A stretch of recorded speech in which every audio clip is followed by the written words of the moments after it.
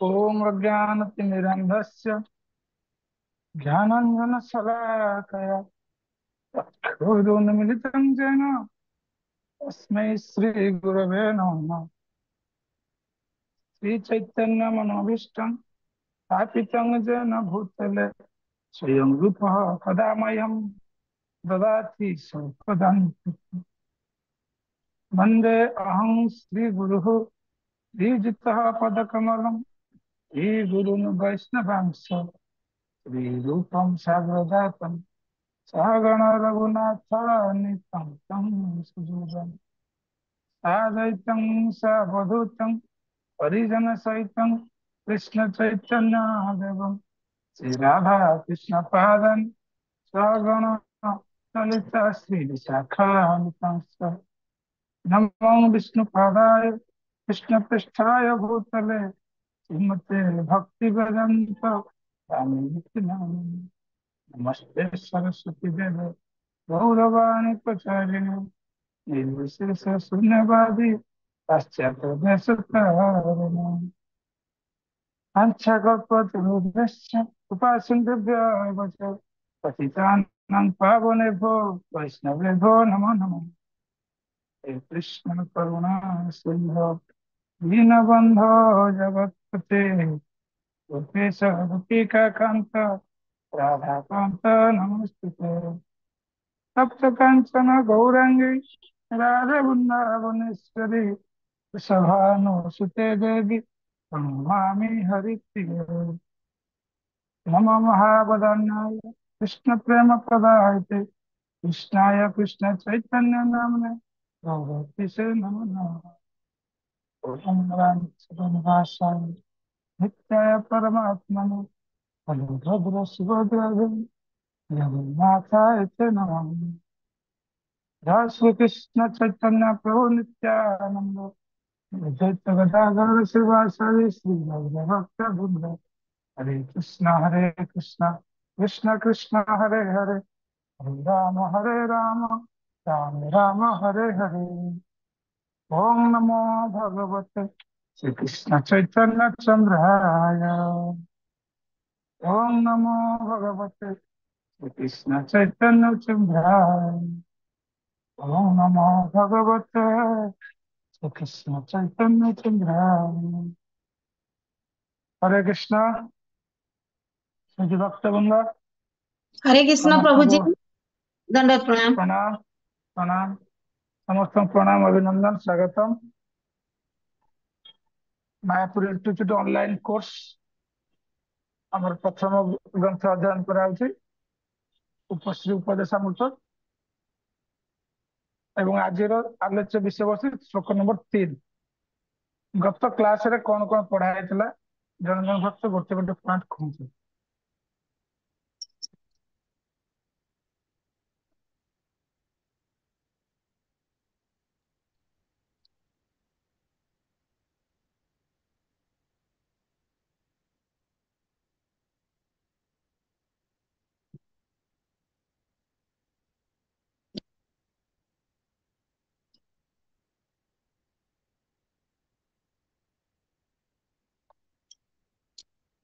हरि बोल जन जन कह। हरे कृष्ण प्रभु जी दंडवत प्रणाम। प्रभु जी फास्ट कहितले अत्याहार माने छटी प्रतिकूल विषय आलोचना करा हितला। फास्ट हितला अत्याहार प्रयोजन ठारू अधिक ग्रहण करिवा अत्याहार बोली कहितले ने अत्यधिक भोजन करिवा अत्यधिक कथा कहिबा अत्यधिक छटी इंद्रिय रो उपयोग करिवा एटा कहितले। हाँ धन्यवाद सलिल आज्ञा। बिहारी माता जी। हरे कृष्ण प्रभु दंडवत प्रणाम। हरे कृष्ण प्रभु। प्रणाम माँ कौन बुझ। प्रत्याहार प्रयास प्रयास छटा नियम भितर प्रयास है भगवान प्रति प्रयास करवा। प्रयासर छटी अच्छी जोटा कि ज्ञान प्रयास कर्म प्रयास योग प्रयास मुक्ति एवं भोग प्रयास संसार प्रयास हरिमुख संघ यही प्रयास ठाରୁ ଦୂରେଇ ରହିବା ସର୍ବଦା ଭଲ ଏବଂ ଭକ୍ତିର ଅନୁକୂଳ ସରଳ ଜୀବନ ଯାପନ କରିବା। ପୂର୍ବ ଧନ୍ୟବାଦ। ବୈଷ୍ଣବ ଆଚାର୍ଯ୍ୟ ମାନଙ୍କର ଗୁଣ ଠିକ ଅଛି କୀର୍ତ୍ତନ କରିବି। ଆଉ ମୁକୁନ୍ଦ ପ୍ରିୟ ମାତାଜୀ।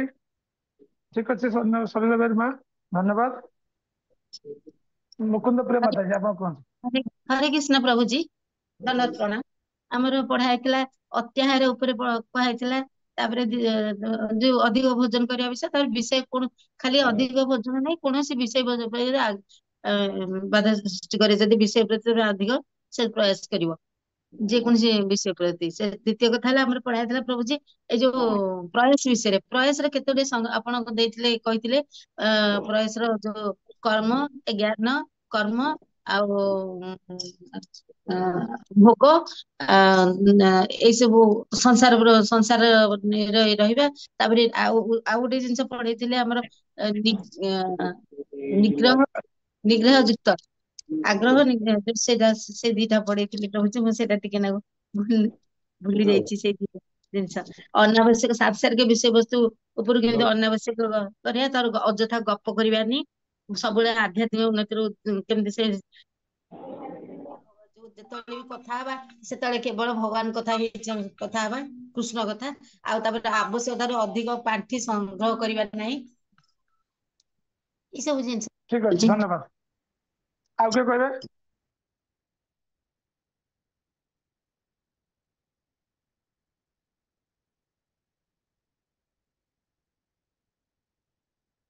ପାଞ୍ଚାଳି କୃପାମୟୀ ମା।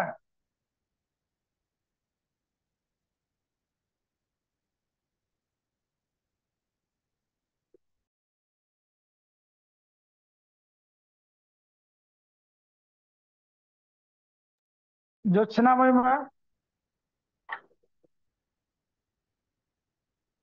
କଣ ମନେ ଅଛି ଗୋଟେ ପଏଣ୍ଟ କୁହ?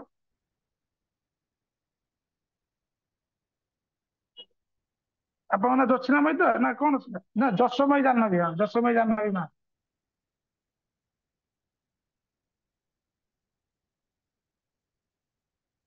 ଅନମ୍ୟୁଟ କରି କୁହନ୍ତୁ।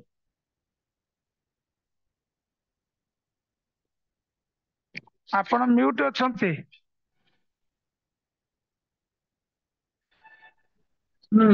ମାନେ ନିୟମ ଯୁକ୍ତ ଆଗ୍ରହ ଅଗ୍ରହ, ଗ୍ରହଣ କରିବା ପାଇଁ ତୀବ୍ର ଇଚ୍ଛା ବା ଭଗବାନଙ୍କ ସେବା କରିବା, ଆଉ ଗ୍ରହଣ କରିବା ପାଇଁ ଅକ୍ଷମତା ବା ମଙ୍ଗଳ ଆରତିରେ ମାନେ ନ କରି ମାନେ ନ କରିବା, ମଙ୍ଗଳ ଆରତିକି ନ ଯିବା, ଏଇ ଆଗ୍ରହ ଉପରେ କୁହାହେଇଥିଲା।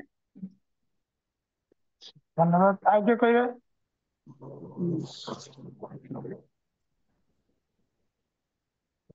ଠିକ ଅଛି। 3 ନମ୍ବର ଶ୍ଲୋକ ଜଣେ ପାଠ କର।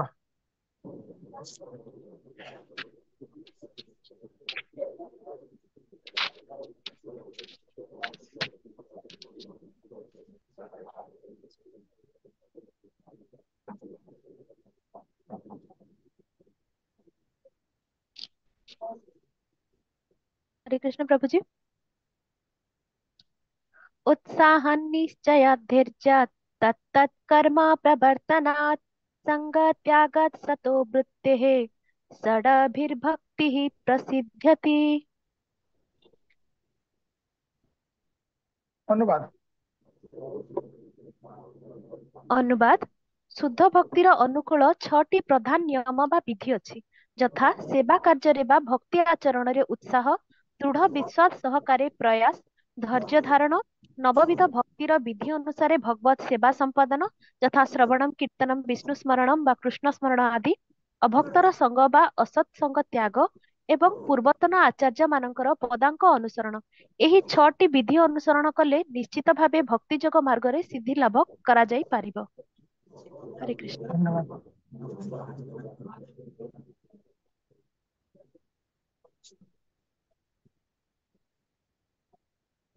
এই ଶ୍ଲୋକଟା ଆଉ ଜଣେ କିଏ ପାଠ କଲ? ସଲିଲ ବିହାରୀ ମାତାଜୀ ଶ୍ଲୋକଟା ପାଠ କଲ ଖାଲି। ଅନମ୍ୟୁଟ କରି କର।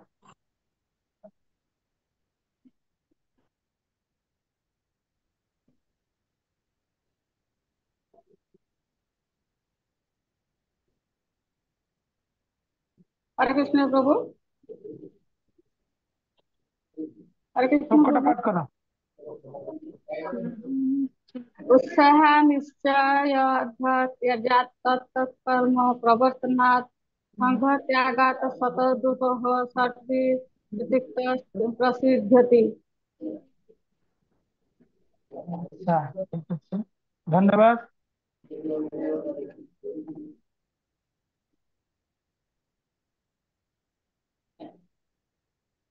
नित्य प्रिया वसुधा माताजी श्लोकटा पाठ कलो।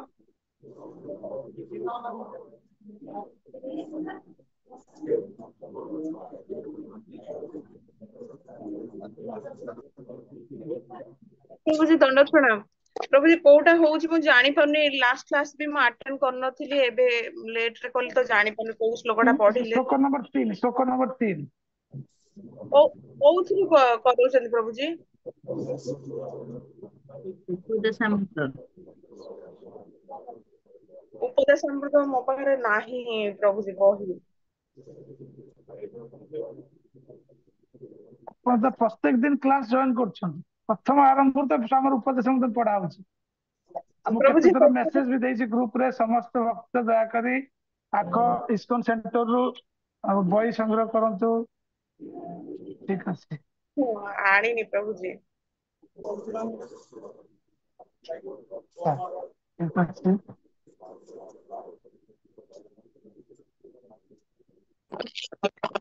उत्साह निश्चय धैर्यात् तत्तत् कर्म प्रवर्तनात् संग त्यागात् शतभूतेः परभिर्भक्तिः प्रसिद्ध्यति।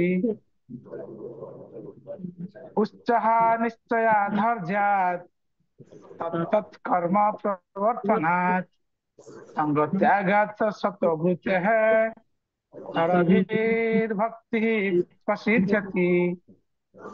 उत्साह निश्चय धैर्यात् तत्तत् कर्म प्रवर्तनात् संग त्यागात् शतभूतेः परभिर्भक्ति प्रसिद्ध्यति।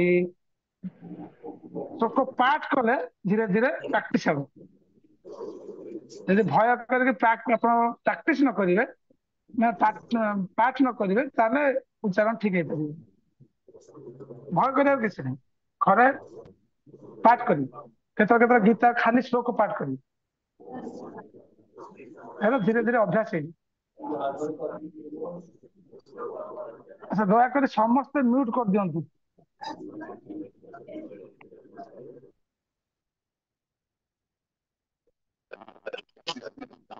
लीला रानी श्रीमाता जी हरे कृष्ण प्रभु। प्रभु ठीक है अच्छा, आपण हरे कृष्ण भागवत प्रभु, भागवत प्रभु दयाकोरी आपण म्यूट करंतु ना। कोडी आपण वीडियो अफ अछि, ऑडियो म्यूट, ऑडियो ऑन अछि, न जाउ अलगा समस्त अपना डिस्टर्ब अछि क्लास रे।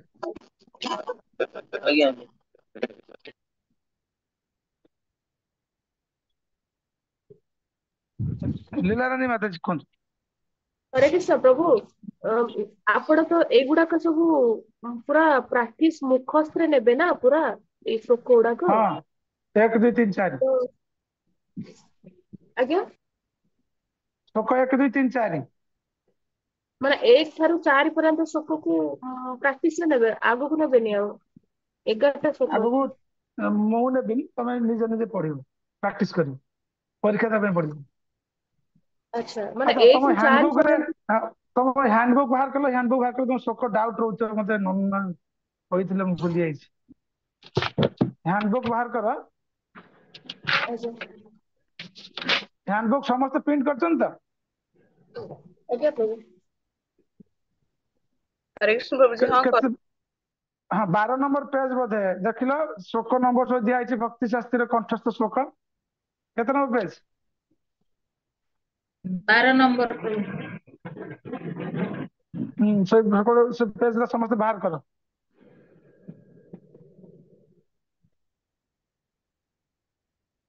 एक रु 4 प्रभु। 12 नंबर पेज बाहर करो। देखो श्लोक लेखा यूनिट 1 भगवत गीता अध्याय 1 रु 6 ये जो 27 टा लेखा है, से 27 नुह 2.7 माने द्वितीय अध्याय 7 नंबर श्लोक लेखो 2.7 से काटिक लिख पार 2.7 ମାନେ ଅଧ୍ୟାୟ ନମ୍ବର 2 ଶ୍ଲୋକ ନମ୍ବର 7 ତାପରେ 2:13 2:20 2:44 3:27 ହଁ ତାପରେ ଏଇ ଯୋଉ 42 ଲେଖା ହେଇଛି ସେଟା 4:2 4:2 4:8 42 48 ଲେଖା ହେଇଛି 42 କାଟିକି 4.2 କର ଆଉ 48 କାଟିକି 4.8 କର କରେକ୍ସନ କର ବହିରେ ତାପରେ 4:9 4:34 ହେଲା ତାପରେ ୟୁନିଟ 2 ରେ 7.5 7.14 ମାନେ 7 ସପ୍ତମ ଅଧ୍ୟାୟ 5 ନମ୍ବର ଶ୍ଲୋକ ସପ୍ତମ ଅଧ୍ୟାୟ 14 ନମ୍ବର ଶ୍ଲୋକ ସେଠି ମଝିରେ ବିନ୍ଦୁ ଦେଇଛି ଆଉ ସବୁ ଠିକ ଅଛି ତାପରେ ୟୁନିଟ 3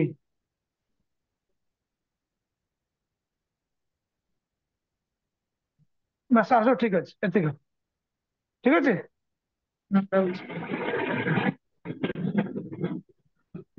ଆଚ୍ଛା ଆମେ ଗତକାଲି ପଢୁଥିଲେ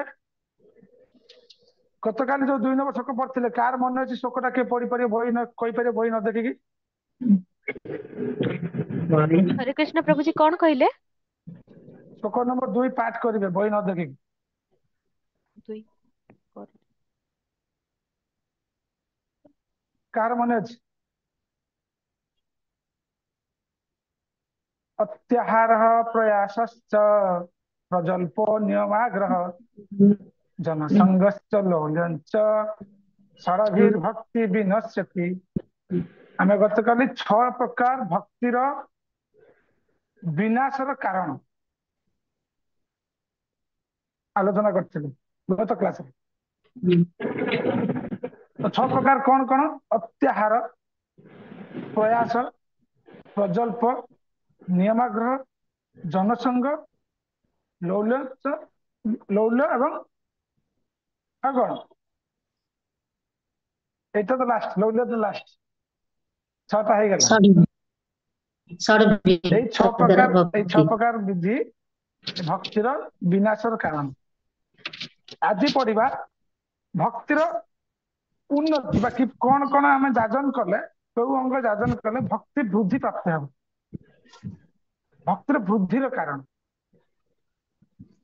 ଉତ୍ସାହ ନିଶ୍ଚୟ ଆଧାର୍ଯ୍ୟାତ୍ ତତ୍ତତ୍ କର୍ମ ପ୍ରବର୍ତ୍ତନାତ୍ संग त्यागात शतवृत है षडभिर्भक्ति प्रसिद्धति उत्साह प्रथम आସୁଛି उत्साह ଭକ୍ତି ଗୋଟେ ଉତ୍ସାହଜନକ କାର୍ଯ୍ୟ ଆମେ ପ୍ରଥମେ ପ୍ରଚାର କରୁଛୁ ସମସ୍ତଙ୍କୁ ହରିନାମ କର କୀର୍ତ୍ତନ ଆନନ୍ଦ ପାଇବ ପ୍ରସାଦ ପାଇବ ମନ୍ଦିରରେ ଆସ ଭଗବାନଙ୍କୁ ଦର୍ଶନ କରିକି ଆନନ୍ଦ ପାଇବ କୀର୍ତ୍ତନର ନୃତ୍ୟ କରିକି ଆନନ୍ଦ ପାଇବ ଆମେ ଉତ୍ସାହ ପ୍ରେରଣା ପ୍ରଦାନ କରୁଛୁ ପ୍ରେରଣା ପ୍ରଦାନ କରୁଛନ୍ତି ଯଦି ଆମେ କହିବା ଏ ବାପରେ କୃଷ୍ଣ ଭକ୍ତି ଯିଏ କରିବ କୃଷ୍ଣ ତାର ସବୁ ଧନ ଆଗେ ଲୁଟି ନେବେ କୃଷ୍ଣ ଯାହାକୁ ଭଲ ପାଇବେ ତାକୁ ଭିକାରୀ କରିଦେବେ ଏଇଟା କଲେ କେହି ଭକ୍ତ ହେବେ ଏଇଟା କହିଲେ ବାସ୍ତବିକ କୃଷ୍ଣ ଯାହାକୁ ଭଲ ପାଇବେ ଆମେ କୃଷ୍ଣକୁ ଭଲ ପାଇଛନ୍ତି କୃଷ୍ଣ ଆମକୁ ଭଲ ପାଇନାହାନ୍ତି ଭଲ ପାଇବାଟା ଉଭୟ ପକ୍ଷରେ ହେଲେ ସେଇଟା ପ୍ରକୃତ ପ୍ରେମ କୁହାଯାଏ କୃଷ୍ଣ ଭଲ ପାଇବେ ଜୀବକୁ ଜୀବର ଭୌତିକ ଐଶ୍ୱର୍ଯ୍ୟ ସୁଖ ସମ୍ପତ୍ତି ସବୁ ହରଣ କରିନେବେ ଆଉ ଆଗ ଆସନ୍ତା ବର୍ଷ ଆସିବ ପୁରୁଷୋତ୍ତମ ମାସ ଚୌରାଗର ପ୍ରାର୍ଥନା କରିବେ ଆପଣ ମାନେ ଚୌରାଗର ପ୍ରଥମ ପ୍ରାର୍ଥନାରେ କହୁଛନ୍ତି କଣ କାହାର ମନେ ଅଛି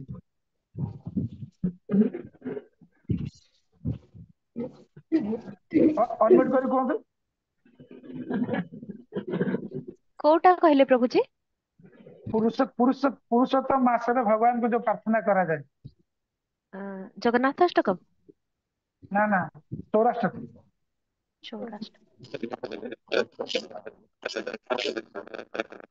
ବ୍ରଜେ ପ୍ରସିଦ୍ଧଂ ନବନୀତ ଚୌରଂ ତାପରେ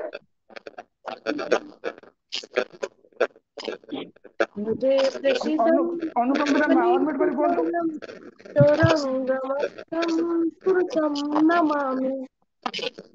ଧନ୍ୟବାଦ ତ ଭଗବାନ ଯାହାକୁ ଭଲ ପାଇବେ ତାର ସବୁ କିଛି ହରଣ କରିନେବେ ମନ ସହ ସବୁ କିଛି ହରଣ କରିନେବେ ପାପ ବି ହରଣ କରିନେବେ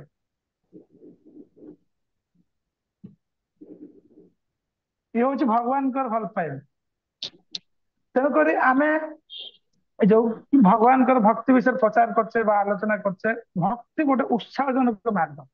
आम जिते नूतन भक्त को आपण मैंने बहुत सीनियर भक्त है गुरु ग्रहण कले एवं भक्ति शास्त्री पढ़ुं आ कि दिन पर द्विज द्वितीय थर जन्म हो ब्राह्मण दीक्षा हो मंत्र दीक्षा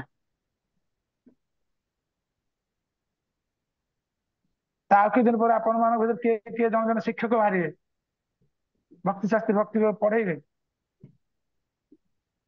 धीरे धीरे क्रम अनुसार अग्रगति कर। तेणुक भक्ति हूँ गोटे उत्साहजनक मार्ग। एठी सब जार जमी उत्साह सी सेमि अग्रगति करेंगे। उत्साह अभाव हेले मनर शिथिलता आसी जाए, आलस्य आसी जाए, जड़ता आसी जाए। जो भक्तर उत्साह नथिबो से भक्त संकट साइड हो रोथुव डाकिले हाँ प्रभु जीवी ठीक अच्छे जाऊ चल ये आलस्य। उत्साह कमिला माने आग आसो आलस्य और तापर जड़ता बराबर न्यूट्रल होते चुपचाप बसते उठते बेस किसी एक्टिव भक्ति करवा किसी अंग जान के एक्टिवनेस नथिबो। उत्साह उत्पन्न हेले ए आलस्य दूर हो जाए, जड़ता दूर हो जाए। सेवा करने पे उत्साह, कथा श्रवण करने पे उत्साह, पाठ करने पे उत्साह, तो भक्ति करने पे उत्साह बहुत आवश्यक। ए विषय कौन कहते बुद्धिमान मान बुद्धिमान व्यक्ति बुद्धिमान सहित बुद्धिर सहित कृष्ण भक्तिर अनुशीलन करने प्रयास करने उत्साह करने कृष्ण भक्ति में उत्साह भगवान का दर्शन करने वैकुंठ लाभ करने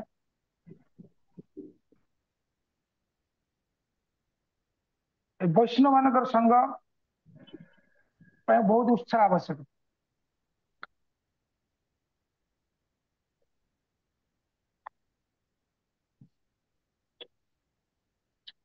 भावार्थर फास्ट पैराग्राफ जन पढ़। ଭକ୍ତି ଭାବ ପ୍ରବଣ କଳ୍ପନା କିମ୍ବା କାଳ୍ପନିକ ହର୍ଷନାଦର ବସ୍ତୁ ନୁହେଁ। ଏହାର ସାରମର୍ମ ହେଲା ବାସ୍ତବ କ୍ଷେତ୍ରରେ କାର୍ଯ୍ୟକଳାପ। ଶିଲ ରୂପ ଗୋସ୍ୱାମୀ ତାଙ୍କର ଭକ୍ତି ରସାମୃତ ସିନ୍ଧୁରେ ଭକ୍ତିର ନିମ୍ନଲିଖିତ ସଂଜ୍ଞା ପ୍ରଦାନ କରିଛନ୍ତି। ଅନ୍ୟ ଭିଳାସିତ୍ୟଂ ଶୂନ୍ୟଂ ଜ୍ଞାନ କର୍ମାଦି ଅନାବୃତମ୍ ଆନୁକୂଲ୍ୟନ କୃଷ୍ଣାନୁଶୀଲନମ୍ ଭକ୍ତିର ଉତ୍ତମା।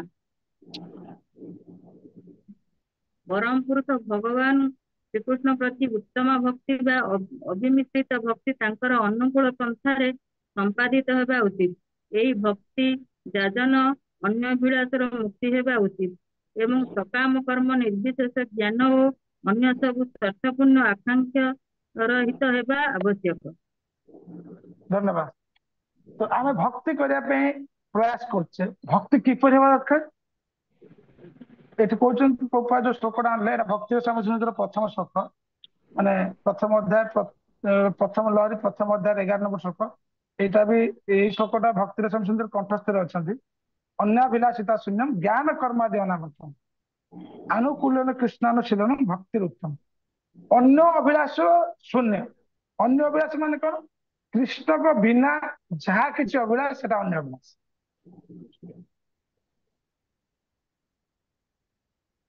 किसी दिन तले 2-4 दिन तले जने माँ फोन करते बहुत बेसी माने हाईफाई स्टाटस नुह तो कहया कथा न प्रसंग आसी कहम ओडिशा कौन जो सुभद्रा योजना हो भारत ओडिशा सरकार कौन किछ पैसा दौर माता मान तो मुझे जानी नी सी फोन करते कहले प्रभु आ सुभद्रा योजना मोर पैसा आसी मु भावुची आम गोपाल रूपार अलंकार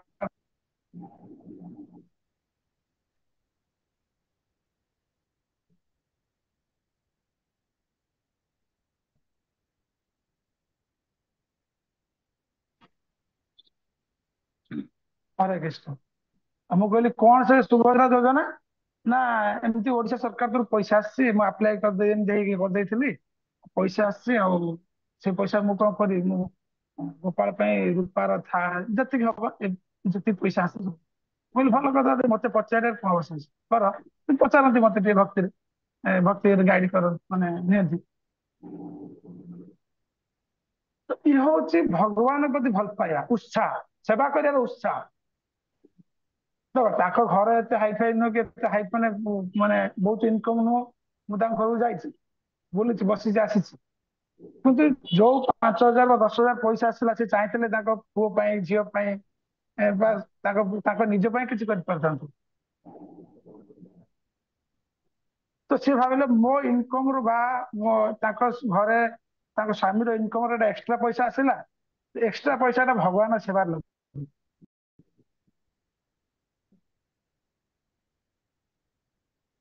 ଏଇଟା ହଉଛି ଭଗବାନ ପ୍ରତି ଭଲ ପାଇବା ଅନ୍ୟ ଅଭିଳାଷରୁ ମୁକ୍ତି ନିଜର ଯେକୌଣସି ପ୍ରକାର ଅନ୍ୟ ଅଭିଳାଷ ମାନେ ବହୁତ ପ୍ରକାର ଅଭିଳାଷ ଅଛି ସେଥିରୁ ମୁକ୍ତ ହେବା ଏବଂ ଜ୍ଞାନ କର୍ମ ଆଦିରୁ ଶୂନ୍ୟ ହେବା ଦରକାର ଅନାବୃତ ଆବୃତ ନ ହେବା ଦରକାର ଭକ୍ତି ଯଦି ଜ୍ଞାନରେ ଆବୃତ ହେଇଗଲା ହରେ କୃଷ୍ଣ କୃଷ୍ଣ କୃଷ୍ଣ ହରେ ହରେ ହରେ ରାମ ରାମ ହରେ ହରେ ଶୁଭୁଛି ହରିବୋଲ ଆଜ୍ଞା ପ୍ରଭୁଜୀ ଶୁଭୁଛି। ଧନ୍ୟବାଦ ଭକ୍ତି ଯଦି ଜ୍ଞାନ ବା କର୍ମ ଦ୍ଵାରା ଆବୃତ ହେଇଗଲା ତାହେଲେ ଆମର ସେଟା ଅନନ୍ୟ ଭକ୍ତି ହବନି ବା ଅହେତୁକି ଅପ୍ରଚେତା ଭକ୍ତି ହବନି ଉତ୍ତମ ଭକ୍ତି ହବନି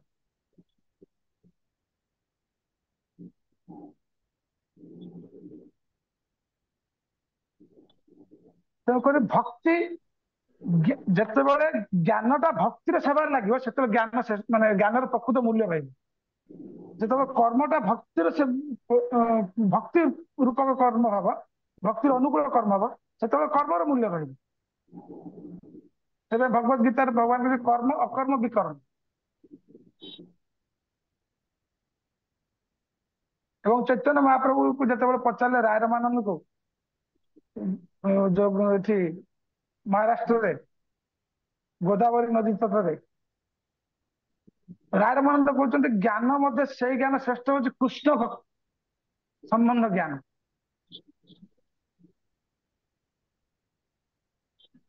ଏ ଭୌତିକ ଜ୍ଞାନ ଶ୍ରେଷ୍ଠ ନୁହେଁ ତେଣୁକରି ଆମକୁ ଅହେତୁକି ଅପ୍ରଚେତା ଭକ୍ତି କରିବା ପାଇଁ ହେଲେ ଅନ୍ୟ ଅଭିଳାଷରୁ ମୁକ୍ତି ଜ୍ଞାନ ମାନେ ଭକ୍ତି ଜ୍ଞାନ ଆଉ କର୍ମ ଦ୍ୱାରା ଆବୃତ ହେବା ଦରକାର ଏବଂ ଭଗବାନ କୃଷ୍ଣ ଯେପରି ଚାହୁଁଛନ୍ତି ଏଇଟା ବହୁତ ଇମ୍ପୋର୍ଟାଣ୍ଟ କଥା ଏଇଟା ବୁଝିବାକୁ କୃଷ୍ଣାନୁ କୁଲେନ କୃଷ୍ଣଙ୍କର ଅନୁକୂଳ ହେବା ଦରକାର ଏଇ ପ୍ରସଙ୍ଗ ଗୋଟେ ଏକ୍ସାମ୍ପଲ ଦଉଛି ଅବଶ୍ୟ ଭକ୍ତିର ସମସ୍ତେ ପଢିଲା ବେଳେ ଭଲ ଭାବେ ଡିସ୍କସ କରାହବ ଭଗବାନଙ୍କୁ ମା ଯଶୋଦା ସ୍ତନ୍ୟପାନ କରଉଥିଲେ ଦାମୋଦର ଲୀଳାର ପ୍ରାରମ୍ଭ କୃଷ୍ଣ ସେତେବେଳେ 2.5 ବର୍ଷର ବାଳକ ଧୀରେ ଧୀରେ ଆଣ୍ଠଉଛନ୍ତି ଧୀରେ ଧୀରେ ଚାଲୁଛନ୍ତି ଗୋଟେ ଗୋଟେ ଛିଡା ହେଇକି ଭଗବାନଙ୍କର ଡାଇରେକ୍ଟ ସେବା କରୁଥିଲେ ମା ତାଙ୍କ ନିଜ ସ୍ତନ୍ୟପାନ କରଉଥିଲେ କିନ୍ତୁ ଯେତେବେଳେ ଦେଖିଲେ ଚୁଲିରେ ବସିଥିବା କ୍ଷୀର ଉତୁରୁଛି ତ ଭଗବାନଙ୍କୁ ସେ ତଳେ ଥୋଇ ଦେଇକି ଯାଇ କ୍ଷୀରକୁ ବଞ୍ଚେଇଲେ ଏଇଠି ମା ଯଶୋଦାଙ୍କର କୃଷ୍ଣକୁ ବାହାର କରି ମାନେ ସ୍ତନ୍ୟପାନରୁ ବିରତ କରାଇବାଟା ଏଇଟା କଣ ଭକ୍ତି ନା ଭକ୍ତି ନୁହେଁ ମତେ କୁହ ହଁ କି ନା କୁହ ଏଇଟା ଭକ୍ତି କାହିଁ କ୍ଷୀରଟା ଯୋଉ ସେ ତ ସେଇ କୃଷ୍ଣଙ୍କ ପାଇଁ କରୁଥିଲେ ନା ଆଚ୍ଛା ତାପରେ କହିଚାଲ କଣ ପାଇଁ ଏଇଟା ଭକ୍ତି ସେଟା କୁହ ଖାଲି କହିଲେ ତ ପ୍ରମାଣ କରିବା ପାଇଁ ପଡିବ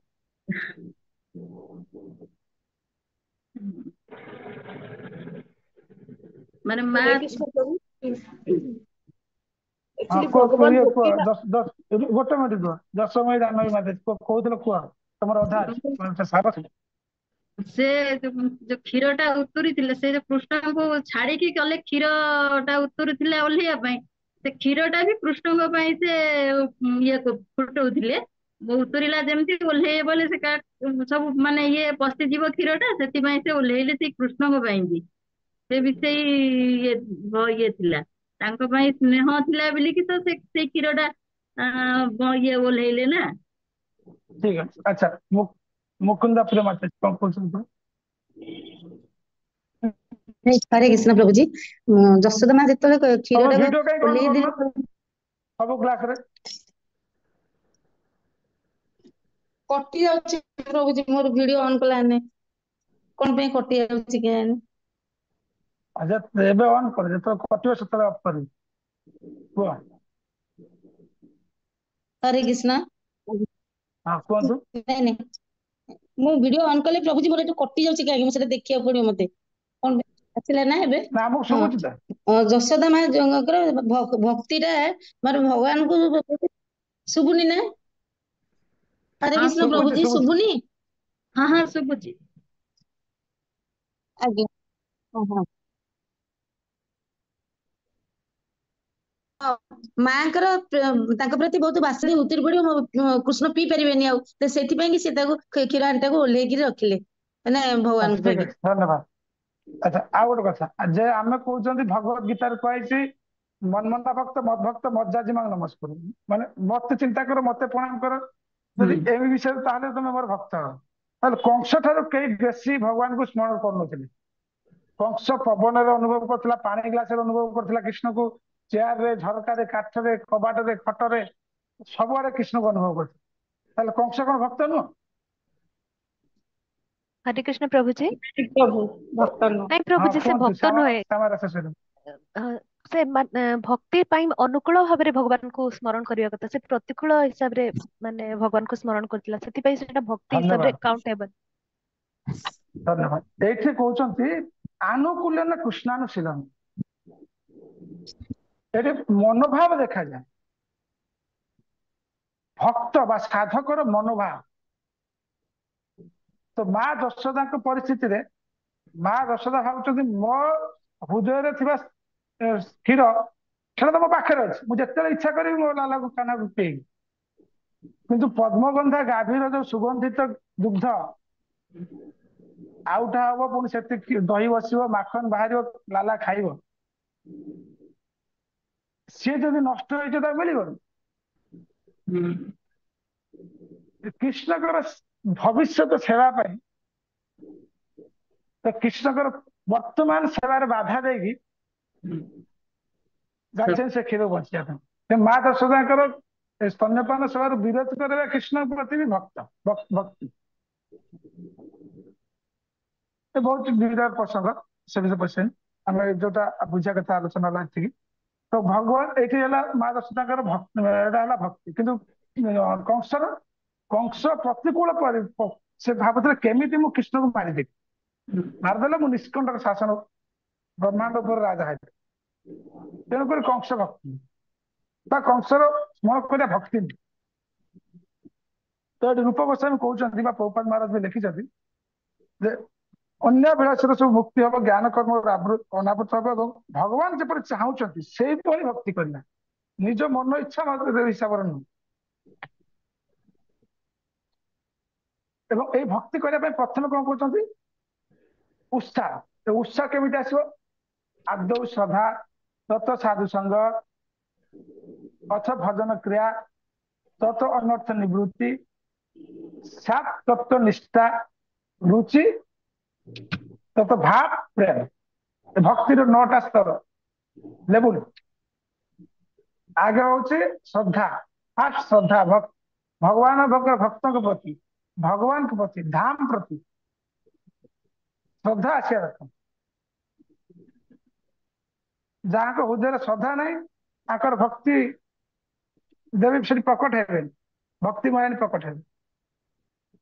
ଶ୍ରଦ୍ଧା ନ ଆସିଲେ ଉତ୍ସାହ ଆସିବନି।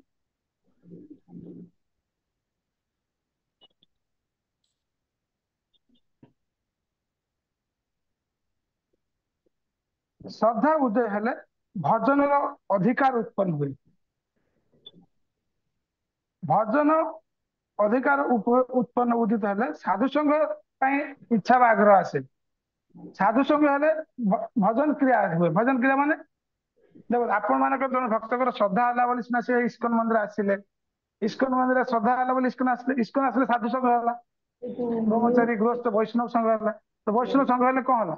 ଏଇଠି ଥିଲେ ଭଗବାନ ବିଷୟରେ ଶୁଣିଲେ, ଆଲୋଚନା କଲେ, ପଢିଲେ, ଦେଖିଲେ, ଭଗବାନଙ୍କୁ ପ୍ରସାଦ ପାଇଲେ, କୀର୍ତ୍ତନ କଲେ, ନାଚିଲେ, ଏଇଟା ହେଲା କଣ ବନ୍ଦ ଭଜନ କ୍ରିୟା। ଏ ସଲିଲ ବିହାରୀ ମାତାଜୀ ତ ମ୍ୟୁଟ କର କହିଥିଲା ବାର ବାର, ଯାହାର ସରି ଯାଉଛି କଥା ତାପରେ ମ୍ୟୁଟ କରିବେ। ଆପଣ ମ୍ୟୁଟ ନ କରି ଘରେ କଥା ହଉଛନ୍ତି, ସମସ୍ତେ ମ୍ୟୁଟ କର ରଖନ୍ତୁ। ଏଟାକୁ ଶିଖିବା ପାଇଁ ପଡିବ। ଯେତେବେଳେ କଥା କହିବେ କିଛି ଅନମ୍ୟୁଟ କରିବେ, ତାପରେ ଇମିଡିଏଟ ମ୍ୟୁଟ କରିବେ। ଯଶମୀ ଜାହ୍ନବୀ ମା ତମେ ମ୍ୟୁଟ କର।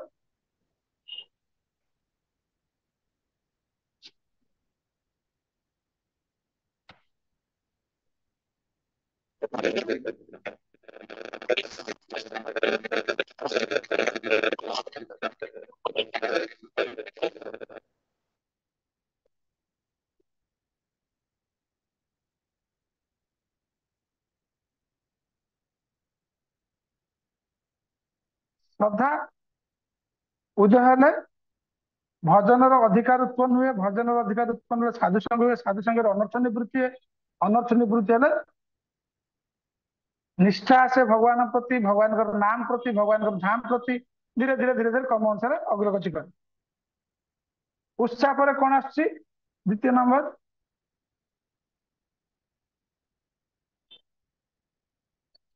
ଶୋକ ଦେବୀ କୁହ, ଉତ୍ସାହ ପରେ କଣ? ଦୃଢ ବିଶ୍ୱାସ ପ୍ରଭୁଜୀ।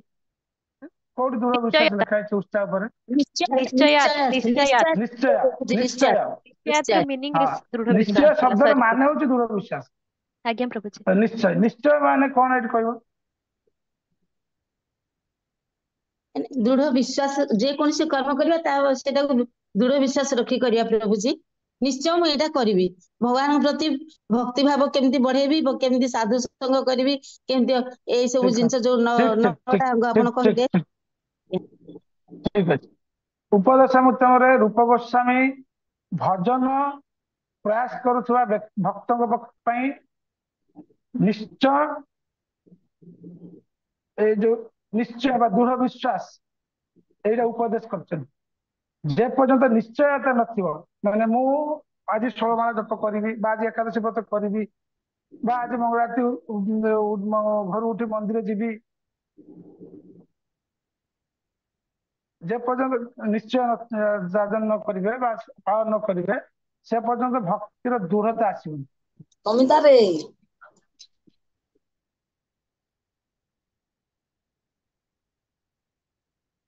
ଆମର ଇସ୍କନ ଜଣେ ଭକ୍ତ ଏବେ ବି ଅଛନ୍ତି ଦିଲ୍ଲୀ ମନ୍ଦିରରେ, ଜଣେ ବ୍ରହ୍ମଚାରୀ ପ୍ରଭୁ ଗୋପାଳ ବିଷ୍ଣୁ ଗୁରୁମାର୍ଗ ଶିଷ୍ୟ। ତାଙ୍କର ଗୋଟେ ନିୟମ ଅଛି, ଯେ ନିଶ୍ଚୟ ଅଛି, ପ୍ରତ୍ୟେକ ଦିନ ରାଧା ପାର୍ଥସାରଥୀଙ୍କ ମଙ୍ଗଳାରତି ଆଟେଣ୍ଡ କରିବେ। ତେଣୁକରି ସେ ଯଦି ମାୟାପୁର ପୁରୀ ଆସନ୍ତି ବି, ସେଇଦିନ ଆସିକି ସେଇଦିନ ଫେରିକି ଯାଆନ୍ତି, ଗୋଟେ ଦିନ ରହନ୍ତିନି। କୌଣସି ବୃନ୍ଦାବନରେ ବି ଗୋଟେ ଦିନ ରୁହନ୍ତି, କାହିଁକିନା ସେ ରାଧା ପାର୍ଥସାରଥୀ ପାଖରେ ସବୁ ମାନେ ଶପଥ କରିଛନ୍ତି ଯେ ପ୍ରଭୁ ମୁଁ ବଞ୍ଚିଥିଲା ପାଇଁ ତମ ମଙ୍ଗଳାରତି ମିସ୍ କରିବି। ସେ ଏବେ ବହୁତ ବୃଦ୍ଧ ହେଲେଣି।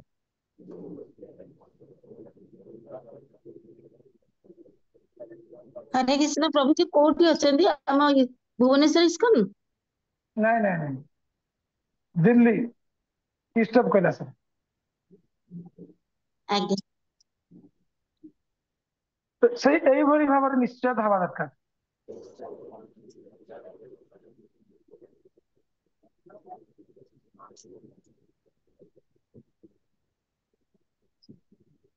ତାପରେ ନିଶ୍ଚୟ ପରେ ଧୈର୍ଯ୍ୟ। ଧୈର୍ଯ୍ୟ, ଧୈର୍ଯ୍ୟ। ଧୈର୍ଯ୍ୟ। ଧୈର୍ଯ୍ୟ ମାନେ କଣ?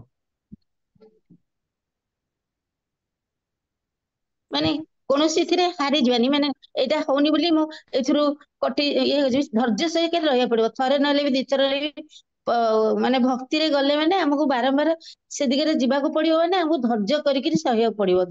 ଥରେ ଭୁଲ ହେଲା, ଦ୍ୱିତୀୟ ଥର ଆଉ ନା ଏଠୁ ଓହରିବାନି, ଧୈର୍ଯ୍ୟର ସହିତ ଭକ୍ତି ଦିଗରେ ଆଗେଇବା, ସାଧୁ ସଙ୍ଗ କରିବା, ଆଉ ଶ୍ରଦ୍ଧା ଯେମିତି ବଢିବ ସେମିତି ଭଗବାନଙ୍କ ପ୍ରତି ସେଟା କରିବା। ହରେ କୃଷ୍ଣ। ଭଜନଶୀଳ ବ୍ୟକ୍ତିଙ୍କ ପାଇଁ ଧୈର୍ଯ୍ୟ ଅତ୍ୟନ୍ତ ଆବଶ୍ୟକ। ଧୈର୍ଯ୍ୟ ମାନେ ଧୀର, ଶାନ୍ତ।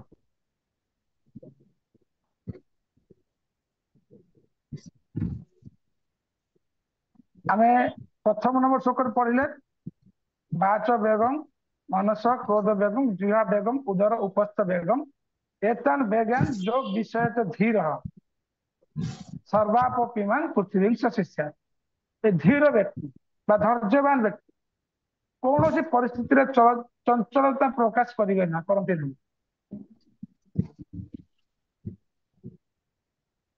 निश्चल है भक्तिर निश्चलता धीरता बहुत आवश्यक जमीक आम जब कृष्ण भक्ति लाभ करने चाहूँगी एवं साधन लगिकी रही किंतु कृष्ण प्रेम बा कृष्ण भक्ति जो प्राप्त है ना किसी दिन पर देखा जाए किसी किसी भक्त पुणी साधन विच्युत हो जाते तार धैर्य ना कम धैर्यवान धीर नुहति से चंचल व्यक्ति जहाद्वारा भक्तिर मूल लक्ष्य कृष्ण प्रेम प्राप्त बाधा है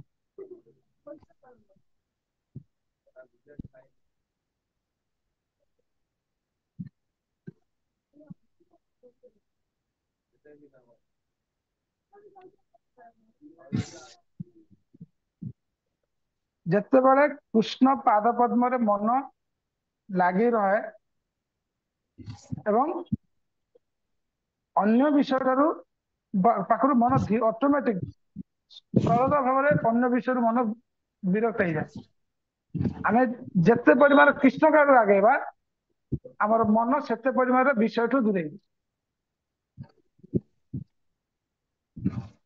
एटा हम केते जिते बड़े आम भक्ति मार्ग धैर्य मान धैर्य अवलंबन कर स्थिरता अवलंबन कर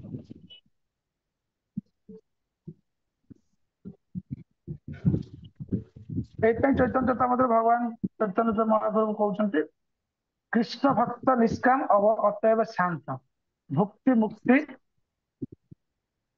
पूर्व लाइन था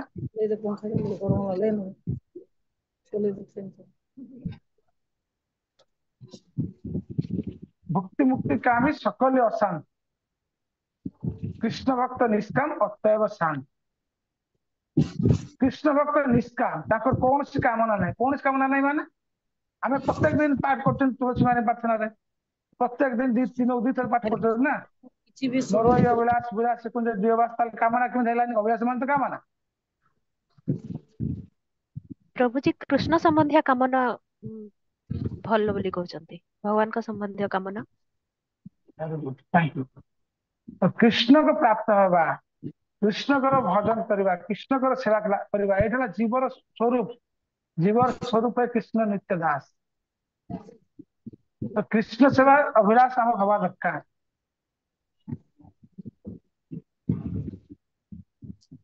हरिदास ठाकुर अभिलाष करते हरिदास ठाकुर एत बड़ भक्त है चैतन्य महाप्रभुर पार्षद लास्ट समय पुरी धाम कही ना कहनी जो चैतन्य महाप्रभु हरिदास ठाकुर जानीपारे महाप्रभु लीला सांग करेंगे से हरिदास ठाकुर बहुत दुखरे माने चिंतित हो गए महाप्रभु विरह किपर सर्ज कर माने धैर्य सहित सर्ज कर असंभव तेणुक से चिंता कले महाप्रभु पूर्व से शरीर त्याग कर शरीर असुस्थ चिंता आम ओडिया कहुई ना चिंता बहुत बड़ रोग चिंता है शरीर ऑटोमेटिक रोगग्रस्त तेणुक से चिंतार अच्छा शरीर क्षीण हो जाए मन भांगी जाए शोक जप कर महाप्रभु से दिन निजे आसने सेवक गोविंद हाथ में महाप्रसाद पठे तो गोविंद आसिक कहते हरिदास महाप्रभु प्रसाद पठे प्रसाद पाए हरिदास कहते ठीक है से रख संख्या नाम शरीर शरीर सुस्थ है गोविंद जाकि महाप्रभु खबर दौरान हरिदास सुस्थ कौन काम तो महाप्रभु शुणिकी तत्क्षणात आसिक हरिदास पचार हरिदास तुम केमन आछ बांग्लार पचार तो हरिदास कहते महाप्रभु मन भल ना कौन है हरिदास कहते मोर किसी अभिलाष अच्छी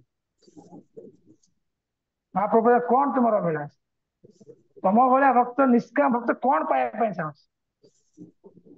हरदास ठाकुर पाठ प्रार्थना कर चैतन्य चेतामृत अंतरलीला 11 अध्याय प्यार नंबर 32, 33, 34, 35 अच्छी हृदय धरि मु क्षमा कमल चर नयन देखी मु तमा चांद बद जिह्वाए उच्चारि मु तमा कृष्ण चैतन्य नाम এই মত ইচ্ছা মোর ছাড়ি মুখরা মোর এই ইচ্ছা যদি তোমারে প্রসাদ হয় এই নিবেদন মোরে মোর দয়াময় এই মোর নিচ দেহ পড়ুক তব আগে এই মন বাঞ্ছা সিদ্ধি তোমাতেই নাগে। তো হরিদাস ঠাকুর প্রার্থনা করছেন, হৃদয় ধরি মু তোমার কমল চରଣ নୟନ ଦେଖି ମୁଁ তোমার ଚାନ୍ଦ ବଦନ। ମୋ ପକ୍ଷ ଦେଶର ହୃଦୟରେ ଆପଣଙ୍କର ଭଗବାନଙ୍କର ଶରୀରର ଅଙ୍ଗ ଗୁଡିକୁ ମାନେ ଏଇ ଜଡ ଜଗତରେ ସବୁଠୁ ଭଲ ଜିନିଷ ର ଉଦାହରଣ ହଉଛି ପଦ୍ମ ଫୁଲ। ତାଠୁ କୋମଳ ଆଉ କିଛି ନାହିଁ। ପଦ୍ମ ଫୁଲ ମାଖନ ତାଠୁ ବି ନରମ ଭଗବାନଙ୍କର ଶରୀର କୋମଳ। ତାର ପ୍ରମାଣ ମା ଲକ୍ଷ୍ମୀ ତାଙ୍କର ସେବା କଲା ବେଳେ ଭଗବାନ ବେଳେ ବେଳେ ଆହା କଷ୍ଟ ଧୀରେ ଧୀରେ ସେବା କର। ମାନେ ମା ଲକ୍ଷ୍ମୀଙ୍କ ହାତ କେତେ ନମଳ ହେଇଛି, କୋମଳ ହେଇଛି। ସିଏ ଭଗବାନଙ୍କ ଚରଣ ସେବା କଲା ବେଳେ ଭଗବାନ କହୁଛି କାଟୁଛି ଆଉ ଟିକେ ଧୀରେ। ତ ଭଗବାନଙ୍କର ପାଦ ପଦ୍ମକୁ ହୃଦୟ ଧରି ମୁଁ ତୁମ କମଲ ଚରଣ, ଏ ପଦ୍ମ ସଦୃଶ ପାଦ ପଦ୍ମକୁ ମୋ ହୃଦୟ ବକ୍ଷରେ ଧାରଣ କରିବି। ଏ ଚକ୍ଷୁରେ ନୟନ ଦେଖି ମୁଁ ତୁମର ଚାନ୍ଦ ବଦନ, ଏ ଚକ୍ଷୁରେ ତୁମର ମୁଖଚନ୍ଦ୍ର ଦର୍ଶନ କରିବି। ଏ ଜିହ୍ବାଏ ଉଚ୍ଚାରି ମୁଁ ତୁମର କୃଷ୍ଣ ଚୈତନ୍ୟ ନାମ ହରେ କୃଷ୍ଣ କୃଷ୍ଣ କୃଷ୍ଣ ହରେ ହରେ ହରେ ରାମ ରାମ ରାମ ହରେ ହରେ। এই কৃষ্ণ চৈতন্য নাম এই ଜିହ୍ବାରେ ଉଚ୍ଚାରଣ କରିବି। ଠିକ ଏମିତି କରୁ କରୁ ମୁଁ ଶରୀର ତ୍ୟାଗ କରିବି, এইটা ମୋର ଇଚ୍ଛା। ତ ଏଇ ଇଚ୍ଛାଟାକୁ ଚୈତନ୍ୟ ମହାପ୍ରଭୁଙ୍କ ନା ସରି ହରିଦାସ ଠାକୁର ପ୍ରାର୍ଥନାରେ ପ୍ରଭୁପାଦ ମହାରାଜ ଭାବାର୍ଥ ଲେଖିଛନ୍ତି ଯେ ପ୍ରତ୍ୟେକ ଭକ୍ତର ଏଇ ଅଭ୍ୟାସ ହବା ଦରକାର।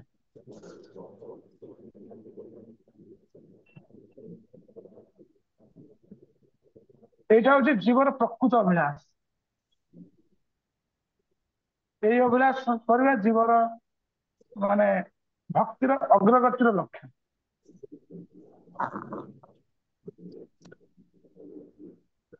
ତେଣୁକରି ଦୃଢ ନିଶ୍ଚୟ ହେବା ଦରକାର ଭକ୍ତି ସାଧନ ପ୍ରତି,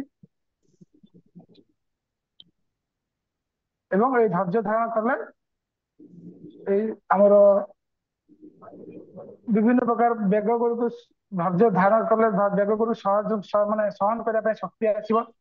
ଏ ବିଷୟରେ ନରୋତ୍ତମ ଦାସ ଠାକୁର ଭଜନ ଲେଖିଛନ୍ତି ଯେ ପୂର୍ବରୁ 6 ପ୍ରକାର ଯୋଉ ବେଗ ବିଷୟରେ ଆଲୋଚନା କଲେ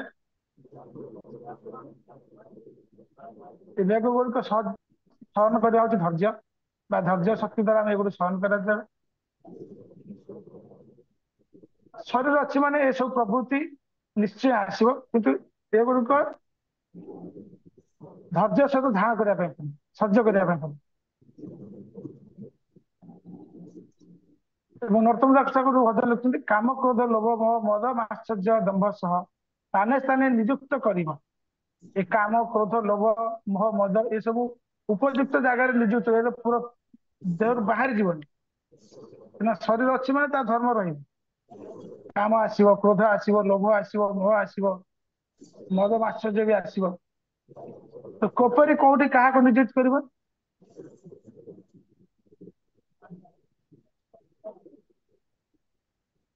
କାମ କୃଷ୍ଣ କର୍ମାର୍ପଣ, କାମ ନୁହଁ କୃଷ୍ଣ କର୍ମ ଅର୍ଥ ବହୁତ ବହୁତ ଭଗବାନଙ୍କର ସେବା କରିବାକୁ ଇଚ୍ଛା କରୁ। ତାପରେ କ୍ରୋଧ ଭକ୍ତ ବିଦ୍ୱେଷ, ଯେପରି ହନୁମାନ ରାବଣ ଲଙ୍କାର ଜାଳିଦେଲେ, ଭକ୍ତ ବିଦ୍ୱେଷ ପ୍ରତି କ୍ରୋଧ ବ୍ୟବହାର କରି। ଲୋଭ ସାଧୁ ସଙ୍ଗ ପାଇଁ ବହୁତ ବହୁତ ବରିଷ୍ଠ ଶୁଦ୍ଧ ଭକ୍ତଙ୍କର ସଙ୍ଗ ଲାଭ କରିବା ପାଇଁ ଲୋଭ କରି। ଯାହା ଫଳରେ କୃଷ୍ଣ କଥା ଶ୍ରବଣର ସୁଯୋଗ ପାଇବ ଏବଂ କୃଷ୍ଣ ଭକ୍ତି ସାଧନର ଲାଳସା ଆସିବ। लोभ साधु संगे हरि कथा मोह इष्ट लाभ बिने इष्ट लाभ भगवान के लाभ करने लाभ न हो पाले मोह हवा दरकार। मद कृष्णर गुण गान करने माश्चर्य ପାଇଁ ଆଉ କିଛି ଲେଖିଲେନି। ମାଶ୍ଚର୍ଯ୍ୟ ଗୋଟେ ଏମିତି ଜିନିଷ ଭକ୍ତିରେ ତାର ଜାଗା ନାହିଁ। ଦେଖ ପ୍ରଥମ ଲାଇନରେ ଲେଖିଲେ କାମ କ୍ରୋଧ ଲୋଭ ମୋହ ମଦ ମାଶ୍ଚର୍ଯ୍ୟ। କାମର କୋଉଠି ୟୁଜ କରାଯିବ ଲେଖିଲେ भगवान कृष्णकर सेवार कर्मापण। क्रोध भगवान भक्त विद्वेषी जन। लोभ साधु संगर हरि कथा। मोह इष्ट लाभ भी भगवान को लाभ न कर पारे मोह हवा दरकार मन चिंता हवा दरकार। तापर मद कृष्ण भक्त माने गुण गाने कि मास्टर विषय लगे निजुक्त कर तथा तथा माश्चर्य पूर्ण व्यक्ति भक्ति बहुत कम सफलता हासिल करे भक्ति माश्चर्य स्थान नहीं। तापर कौन आसला पॉइंट धैर्य पर तत्त तत्त कर्म तत्कर्म प्रवर्तन होची नवधा भक्ति जागरण श्रवण कीर्तन विष्णु स्मरण पाद सेवन अर्चन बंदन दस्य साक्षात जपरिक गोपाद कहते जपरी भाव आम मान शिष्य माने मोर शिष्य माने प्रत्येक दिन 16 माला को जप करने निर्देश दिया 16 माला जप कर किसी नुहे। वृंदावन अनेक भक्त अच्छा प्रत्येक दिन 120 माला जप करते किए 64 माला जप करते किए 120 माला जप करते।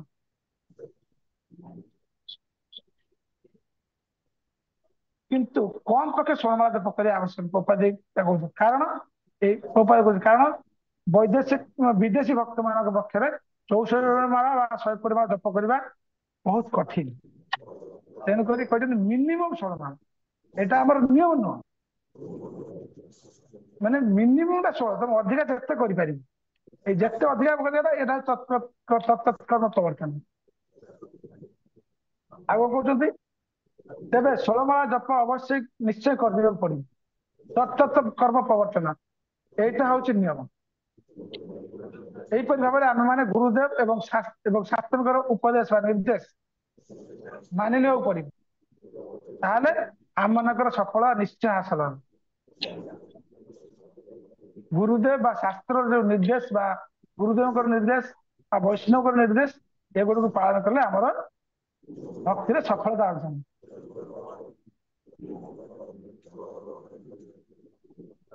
जपरिक वैधि साधन भक्ति भक्ति जो जो विधि विधान सब पालन कर निष्ठार सहित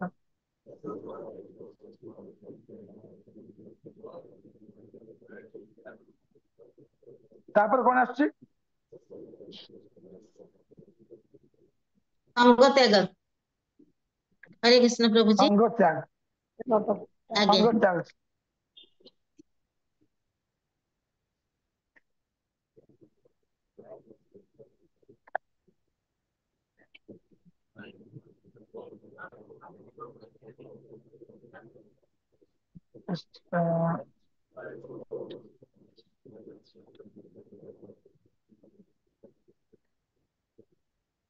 चारि नंबर माने जो 3 नंबर से श्लोकर 3टा पेज पर 4 पेज सेकेंड पैराग्राफ तो लिखा यह व्यतीत भक्ति जाजन सफलता पाइले केते नंबर पेज मो पाखे पुणा बही अच्छी जो शोक 3 आरंभ हो गोटे फर्द 2 फर्द बाध्य 3 फर्द बाध्य पूरा 3 फर्द माने 6 पेज 1 2 3 4 5 6 पेज पर 7 नंबर पेज सेकेंड पैराग्राफ यह व्यतीत भक्ति जाजन सफलता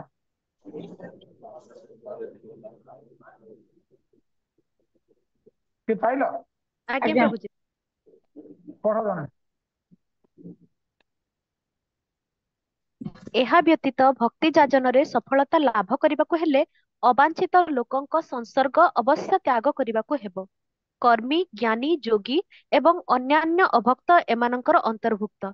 ଥରେ ଶ୍ରୀ ଚୈତନ୍ୟ ମହାପ୍ରଭୁଙ୍କୁ ଜଣେ ଗୃହସ୍ଥ ଭକ୍ତ ବୈଷ୍ଣବ ଧର୍ମର ସାଧାରଣ ନିୟମ କାନୁନ ଓ ଜଣେ ବୈଷ୍ଣବର ଦୈନନ୍ଦିନ କାର୍ଯ୍ୟାବଳୀ ସମ୍ବନ୍ଧରେ ପ୍ରଶ୍ନ କରିଥିଲେ। ଶ୍ରୀ ଚୈତନ୍ୟ ମହାପ୍ରଭୁ ତତ୍କ୍ଷଣାତ୍ ଉତ୍ତର ଦେଇଥିଲେ, ଅସତ୍ ସଙ୍ଗ ତ୍ୟାଗ। ଏହି ବୈଷ୍ଣବ ଆଚାର ବିଶେଷ ରୂପେ ସାଂସାରିକ ଲୋକ ଓ ଅଭକ୍ତଙ୍କ ସଙ୍ଗ ତ୍ୟାଗ କରିଥିବା ବ୍ୟକ୍ତି ବୈଷ୍ଣବ ଅଟେ। ସେଥିପାଇଁ ଶ୍ରୀଳ ନରୋତ୍ତମ ଦାସ ଠାକୁର ଉପଦେଶ ଦେଇଛନ୍ତି, ତାଦେର ଚରଣ ସେ ବିଭକ୍ତ ସନେ ଭାସ, ଜନମେ ଜନମେ ହଏ ଏହି ଅଭିଳାଷ। ଶୁଦ୍ଧ ଭକ୍ତଙ୍କ ସଙ୍ଗେ ବାସ କରିବାକୁ ହେବ ଏବଂ ପୂର୍ବ ଆଚାର୍ଯ୍ୟଗଣ ଓ ଷୋଡ ଗୋସ୍ୱାମୀ, ଶ୍ରୀ ରୂପ ଗୋସ୍ୱାମୀ, ଶ୍ରୀ ସନାତନ ଗୋସ୍ୱାମୀ, ଶ୍ରୀ ଜୀବ ଗୋସ୍ୱାମୀ, ଶ୍ରୀ ରଘୁନାଥ ଦାସ ଗୋସ୍ୱାମୀ, ଶ୍ରୀଳ ଗୋପାଳ ଭଟ୍ଟ ଗୋସ୍ୱାମୀ ଓ ଶ୍ରୀ ରଘୁନାଥ ଭଟ୍ଟ ଗୋସ୍ୱାମୀ ପ୍ରଦତ୍ତ ବିଧି ନିଷେଧ ପାଳନ କରିବାକୁ ହେବ। ଶୁଦ୍ଧ ଭକ୍ତଙ୍କ ସହିତ ବାସ କଲେ ଅଭକ୍ତଙ୍କ ସଙ୍ଗ ଲାଭର କୌଣସି ସମ୍ଭାବନା ରହିନାହିଁ। ଅଭକ୍ତ ଗହଣରେ ବାସ କରି ଆଧ୍ୟାତ୍ମିକ ଜୀବନର ବିଧି ନିଷେଧ ପାଳନ କରିବାକୁ ଅନ୍ତରାଷ୍ଟ୍ରୀୟ କୃଷ୍ଣ ଭାବନା ସଂଘ କେତେଗୁଡିଏ କେନ୍ଦ୍ର ଖୋଲି ଜନସାଧାରଣଙ୍କୁ ନିୟନ୍ତ୍ରଣ ଜଣାଉଛି। ହରେ କୃଷ୍ଣ। ଧନ୍ୟବାଦ। ତ ଏଇଠି ପ୍ରଭୁପାଦ କହୁଛନ୍ତି ଯେ ଅସତ୍ ସଙ୍ଗ ତ୍ୟାଗ ଏଇ ବୈଷ୍ଣବ ଆଚାର ମହାପ୍ରଭୁ କହିଛନ୍ତି। ବୈଷ୍ଣବର ପ୍ରଥମ ଆଚରଣ ହଉଛି ଅସତ୍ ସଙ୍ଗ ତ୍ୟାଗ। ଅସତ୍ ସଙ୍ଗ କେତେ ପ୍ରକାର?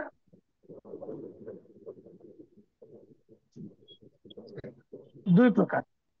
ତ ତା ପୂର୍ବରୁ ଆମେ ଏଇଟାକୁ ବୁଝିବା, ବିଶେଷ କରି ସଙ୍ଗ ଦୁଇ ପ୍ରକାର। ଲେଖନ୍ତୁ ଏଇଟା, ସଙ୍ଗ ଦୁଇ ପ୍ରକାର କଣ କଣ? ଗୋଟେ ହଉଛି ସତ୍ସଙ୍ଗ, ଆଉ ଗୋଟେ ହଉଛି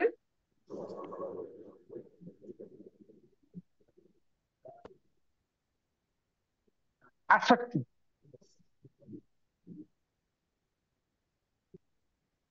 ସଂସର୍ଗ, ସଙ୍ଗ ଦୁଇ ପ୍ରକାର, ଗୋଟେ ହଉଛି ସଂସର୍ଗ ଆଉ ଗୋଟେ ହଉଛି ଆସକ୍ତି।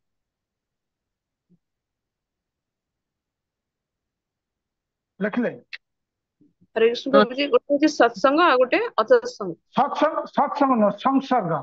ଦନ୍ତେଶ୍ୱର ଅନୁସାରେ ଦନ୍ତେଶ୍ୱର ଘରେ ରାଖ। ଆଉ ଗୋଟେ ସଂସର୍ଗ, ହଉଛି ଆସକ୍ତି। ଆସକ୍ତି। ତାପରେ ଏଇ ଯୋଉ ସଂସର୍ଗଟା ବି ଦି ପ୍ରକାର।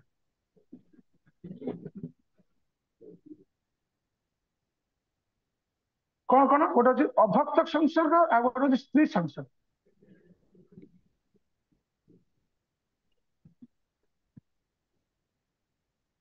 ଏବଂ ଯୋଉ ଆସକ୍ତି କୁହାହେଲା ପ୍ରଥମେ, ଯୋଉ ସଂସର୍ଗ ଦି ପ୍ରକାରରୁ ଆସକ୍ତିରେ ବି ଦି ପ୍ରକାର। ଗୋଟେ ହଉଛି ସଂସ୍କାର ଆସକ୍ତି ଆଉ ଗୋଟେ ହଉଛି ଦ୍ରବ୍ୟ ଆସକ୍ତି। ଆଚ୍ଛା, ଏଇଟାକୁ ଯୋଉ ଲେଖୁଛ ଆପଣ ମାନେ, ଜଣେ ଭକ୍ତ ଟେବୁଲ କରିକି ସେୟାର କରିବେ। ଟେବୁଲ କରି ଲେଖିଲେ ଭଲ ଭାବେ ବୁଝି ହବ। ଉପରେ ଲେଖ ପୁରା ସଙ୍ଗ, ତା ତଳେ ଗାର ଦେଇକି ଦିଟା ଲେଖ, ବାଁ ପଟେ ଡାହାଣ ପଟେ। ଗୋଟେ ହେଲା ସଂସର୍ଗ, ଗୋଟେ ହଉଛି ଆସକ୍ତି। ପୁଣି ସଂସର୍ଗ ତଳେ ଗାର ଦେଇକି ଦିଟା ଲେଖ।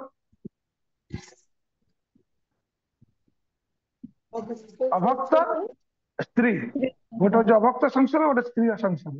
ତାପରେ ପଟେ ଆସକ୍ତି ତଳେ ଗାର ଦେଇକି ଦିଟା ଗାର କରିକି ଲେଖିବ ସଂସ୍କାର ଆସକ୍ତି, ଦ୍ରବ୍ୟ ଆସକ୍ତି।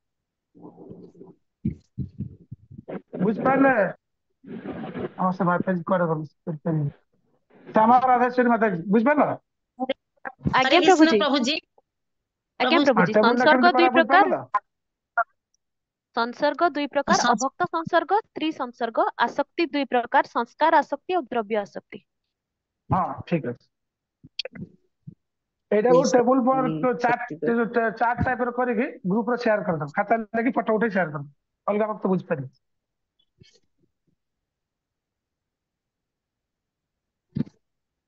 ଏବଂ এই ଭଗବତ ମାନେ ଭକ୍ତି ସିଦ୍ଧି ପ୍ରାପ୍ତ ପାଇଁ ଆଶା କରୁଥିବା ଭକ୍ତ ବା ମହାତ୍ମା ମାନେ ସାବଧାନ ପୂର୍ବକ এই ସଂସର୍ଗ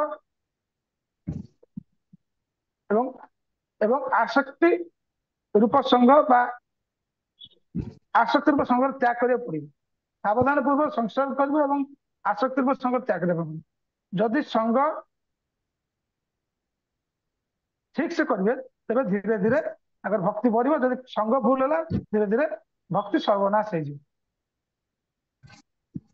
ଶ୍ରୀମଦ୍ ଭଗବତ ଗୀତା ଦ୍ୱିତୀୟ ଅଧ୍ୟାୟ ଶ୍ଲୋକ ନମ୍ବର 62-63ରେ ଭଗବାନ କହୁଛନ୍ତି ସଂଗାତ ସଞ୍ଜାୟତେ କାମଃ।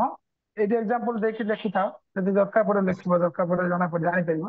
ଭଗବତ ଗୀତା ଦ୍ୱିତୀୟ ଅଧ୍ୟାୟ ଶ୍ଲୋକ ନମ୍ବର 62-63, ସଂଗାତ ସଞ୍ଜାୟତେ କାମଃ कामात् क्रोध अभिजायते क्रोधात् भवति समूह सम्मोहात् सम्मोहात् स्मृति विभ्रम स्मृति भ्रंशात् बुद्धि नाश प्रणश এই সঙ্গରୁ କାମ ଆସେ ଆମେ ଯଦି ଭକ୍ତ ସଙ୍ଗ କରିବା ଭକ୍ତ ଭାବ ଆସି ଭକ୍ତି ଆସିବ ଯଦି ଅଭକ୍ତ ସଙ୍ଗ କରିବା ବା ଦୁଷ୍ଟ ବ୍ୟକ୍ତିଙ୍କ ସଙ୍ଗ କରିବା ଦୁଷ୍ଟ ସ୍ୱଭାବ ଆସିବ ସେଥିପାଇଁ ବଙ୍ଗଳାରେ କହନ୍ତି ଯେମିତିଆ ସଙ୍ଗ କରିବ ସେମିତିଆ ରଙ୍ଗ ଚଢିବ ମୁଁ ଓଡିଆରେ ବି କହନ୍ତି ସେମିତିଆ ରଙ୍ଗ ଲାଗିବ ତାପରେ ସଂଘାତ ସଂଜାତ କାମନା ଯୋଉ ପ୍ରକାର ଆସିବ କାମରେ ଆସିଲେ କଣ ହବ ଯେ କାମନା ପୂର୍ଣ୍ଣ ନହେଲେ କ୍ରୋଧ ଆସିଲା କ୍ରୋଧ ଭବତି ସମୂହ କ୍ରୋଧ ଆସିଲେ ଇନ୍ଦ୍ରିୟ ଗୁଡିକ ସବୁ ତାଙ୍କର ନିଜର ଭାରସାମ୍ୟ ହରାଇ ବସିବେ ତାପରେ ସ୍ମୃତି ବିଭ୍ରମ ହବ ତେଣୁକରି ଏଇ ସଙ୍ଗଟା ବହୁତ ଇମ୍ପୋର୍ଟାଣ୍ଟ ଆମେ କି ପ୍ରକାର ସଙ୍ଗ କି ପ୍ରକାର ସଙ୍ଗ ଆମେ କରିବା ନାହିଁ ଏଥିପ୍ରତି ବହୁତ ଧ୍ୟାନ ଦେବା ଆବଶ୍ୟକ ଭକ୍ତି ମାର୍ଗକୁ ଆସିଲେ ତ ସର୍ବପ୍ରଥମେ କହୁଛନ୍ତି କଣ ଅଭକ୍ତ ସଙ୍ଗ ଯୋଉ ଆମର ଏଇଠି ମହାଭାରତରେ ପ୍ରଭୁପାଦ ଲେଖିଛନ୍ତି ମହାପ୍ରଭୁ କହୁଛନ୍ତି ଅସତ୍ସଙ୍ଗ ତ୍ୟାଗ ବୈଷ୍ଣବାଚାର ଏଇ ଅସତ୍ସଙ୍ଗ ମଧ୍ୟରେ କାହା କାହା କହୁଛନ୍ତି ଅଭକ୍ତ ଆଉ ସ୍ତ୍ରୀ ସଙ୍ଗ ଏ ଦିଟା ହେଲା ଅସତ୍ସଙ୍ଗ ସର୍ବପ୍ରଥମ କହୁଛନ୍ତି ଅଭକ୍ତ ଅଭକ୍ତ କାହାକୁ କୁହାଯାଏ ଗୀତାଞ୍ଜଳି ଗୌଡ ମାତାଜୀ ଆପଣଙ୍କ ଦୀକ୍ଷା ନା କଣ ଗୋଲକେଶବରେ ରାଧିକା ଦେବୀ ଦାସୀ ହରେ କୃଷ୍ଣ ପ୍ରଭୁ ଆଚ୍ଛା ହଁ ଗୋଲକେଶ୍ୱରୀ ମା ଅଭକ୍ତ କାହାକୁ କହିବା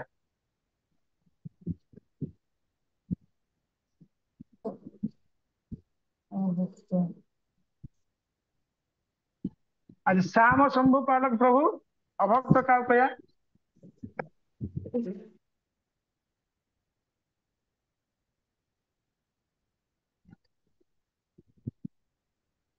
ଠିକ ଧନ୍ୟବାଦ ଭଗବାନଙ୍କୁ ବିଶ୍ୱାସ ନ କରିବା ବା ଭଗବାନଙ୍କର ଭକ୍ତି ଜାଗର ନ କରିବା ସେ ହେଲା ଅଭକ୍ତ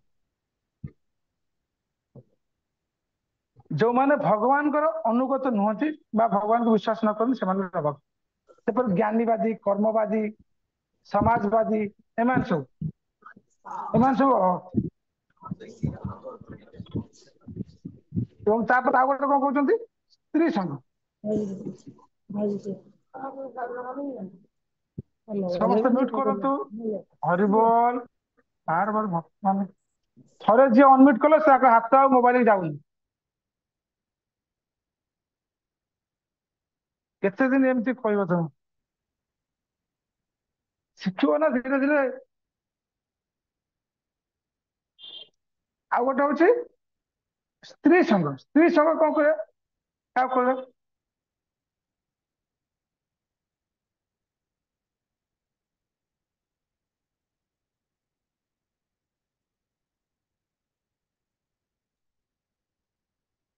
ଯୋଉମାନେ ଯୋଷିତ ବା ନାରୀଙ୍କ ପ୍ରତି ଆସକ୍ତ ସେମାନେ କୁହାଯାଏ ସ୍ତ୍ରୀ ସଂଘ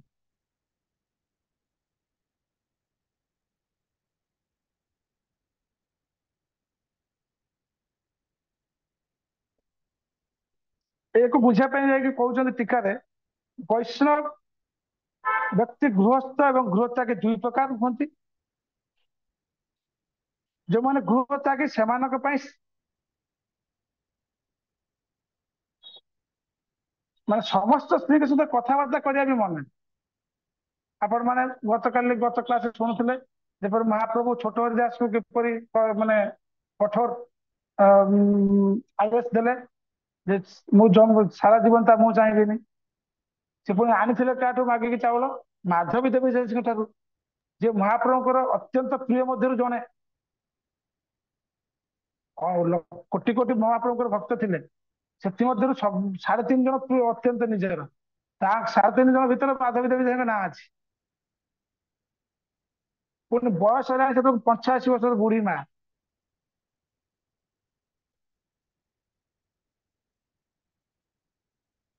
ତ ଏଠି କହୁଛନ୍ତି ଯେ ଗୃହ ତ୍ୟାଗୀ ପାଇଁ ସମସ୍ତ ପ୍ରକାର ସ୍ତ୍ରୀଙ୍କ ସହିତ କଥାବାର୍ତ୍ତା କରିବା ମନା ଅତଏବ ଯୋଷିତ ସଂଘ ତେଣୁ ଏହାକୁ ସ୍ତ୍ରୀ ସଂଘ କରିବା ତ୍ୟାଗ ଏ ବ୍ରହ୍ମଚାରୀଙ୍କ ପାଇଁ ବା ସନ୍ନ୍ୟାସୀ ମାନଙ୍କ ପାଇଁ।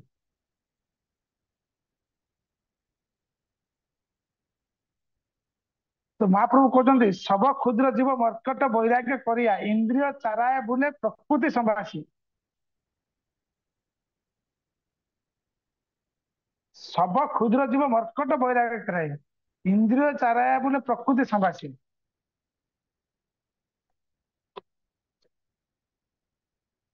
ପ୍ରକୃତି ମାନେ ଏଠି ନାରୀ, ମହାପ୍ରଭୁ ସ୍ତ୍ରୀ କୁହନ୍ତିନି, ପ୍ରକୃତି କୁହନ୍ତି।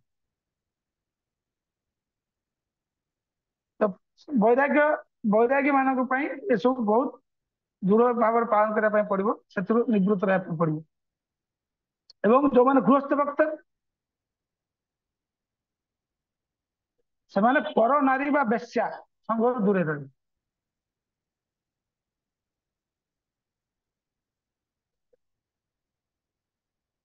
ଏବଂ ଆଉ ଗୋଟେ ବହୁତ ମାନେ ସଫ୍ଟ କଥା, ମାନେ ବହୁତ ଡିପ୍ କଥା କହୁଛି, ମାନେ ଶାସ୍ତ୍ର ଅନୁସାରେ ସ୍ତ୍ରୀ ସଂଘ କରିବେ କେବଳ ସନ୍ତାନ ଉତ୍ପାଦନ ପାଇଁ।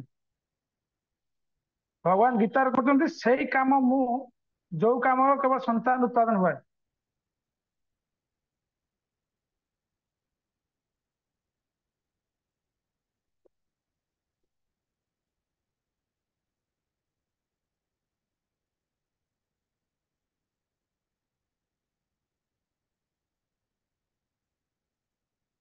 ତ ଶାସ୍ତ୍ରରେ ଗୋଟେ କଥା ଶ୍ଲୋକ ଆସୁଛି, ଗୁରୁଦେବ ବେଳେ ବେଳେ କ୍ଲାସ ରେ ମାନେ ପ୍ରବଚନ କୋଟେସନ କରନ୍ତି ଯେ ଘରକୁ ଗୃହ କୁହାଯାଏନି, ଗୃହିଣୀ କି ଗୃହ କୁହାଯାଏ। ଯେମିତି ମଠ ମନ୍ଦିର ବି ଘର ବିଲ୍ଡିଂ ରେ ଗଣା, ସେଠି ବି କଣ ଭକ୍ତ ମାନେ ବ୍ରହ୍ମଚାରୀ ସନ୍ନ୍ୟାସୀ ଘରେ ରହୁନାହାନ୍ତି, କଣ ଗଛ ମୂଳେ ଶୋଉଛନ୍ତି ନା କଣ? ଏବେ ଆଉ ରୂପ ଗୋସ୍ୱାମୀ ସନାତନ ବସିଛନ୍ତି। ନ ଗୃହଂ ଗୃହଂ ଇତ୍ୟାହୁ ଗୃହିଣୀ ଗୃହ ଉଚ୍ୟତେ। ନ ଗୃହଂ ଗୃହ ନ ଗୃହଂ ଗୃହ ଇତ୍ୟାହୁ ଗୃହିଣୀ ଗୃହ ଉଚ୍ୟତେ। ଘରକୁ ଘର ମାନେ ଗୃହ କୁହାଯାଏନି, ଗୃହିଣୀ କି ଗୃହ କୁହାଯାଏ।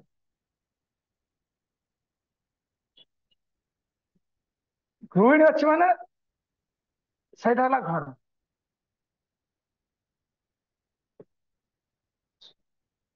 କଥା ପ୍ରସଙ୍ଗରେ ଏଇଟା ଆସିଲା। ତାପରେ କଣ, ଏଇ ଦି ପ୍ରକାର ଅସତ୍ସଙ୍ଗ, କୃଷ୍ଣ ଭକ୍ତ ଏବଂ ସ୍ତ୍ରୀ ସଂଘ, ଏଥିରୁ ବହୁତ ସାବଧାନ ହବା ଦରକାର ଏଇସବୁ ମାନେ ଏଇସବୁ ସମୟରେ ବିଷୟରେ।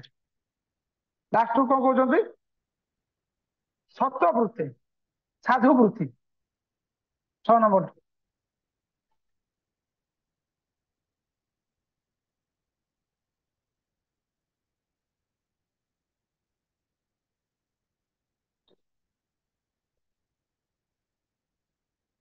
ଗୃହସ୍ଥ ଏବଂ ଗୃହତ୍ୟାଗୀ ଏମାନଙ୍କ ପାଇଁ ଅଲଗା ଅଲଗା ସାଧୁ ବୃତ୍ତି ରହିଛି। 6 ନମ୍ବର ଟା କଣ କହିଲେ? ଲାଷ୍ଟ ଶୋକ ଲେଖା ହେଇଛି ବା, ଶୋକ ପଢ। ସଂଘ ତ୍ୟାଗ ଶତବୃତ୍ତି ମାନେ ସାଧୁ ବୃତ୍ତି। ସତ ମାନେ ପୂର୍ବତନ ମହାନ ଆଚାର୍ଯ୍ୟ ମାନେ ସାଧୁ, ବୃତ୍ତି ମାନେ ତାଙ୍କ ପଦାଙ୍କ ଅନୁସରଣ କରିବା, ସାଧୁ ବୃତ୍ତି ଶତବୃତ୍ତି। ଗୃହସ୍ଥ ମାନଙ୍କ ପାଇଁ ଅଲଗା ଏବଂ ଗୃହ ତ୍ୟାଗୀ ମାନଙ୍କ ପାଇଁ ଅଲଗା। ଏବଂ କିଛି କିଛି ବୃତ୍ତି ଅଛି ଯୋଉଟା ଉଭୟଙ୍କ ପାଇଁ ଉପଯୋଗୀ, ଗୃହସ୍ଥଙ୍କ ପାଇଁ ଏବଂ ଗୃହ ତ୍ୟାଗୀଙ୍କ ପାଇଁ।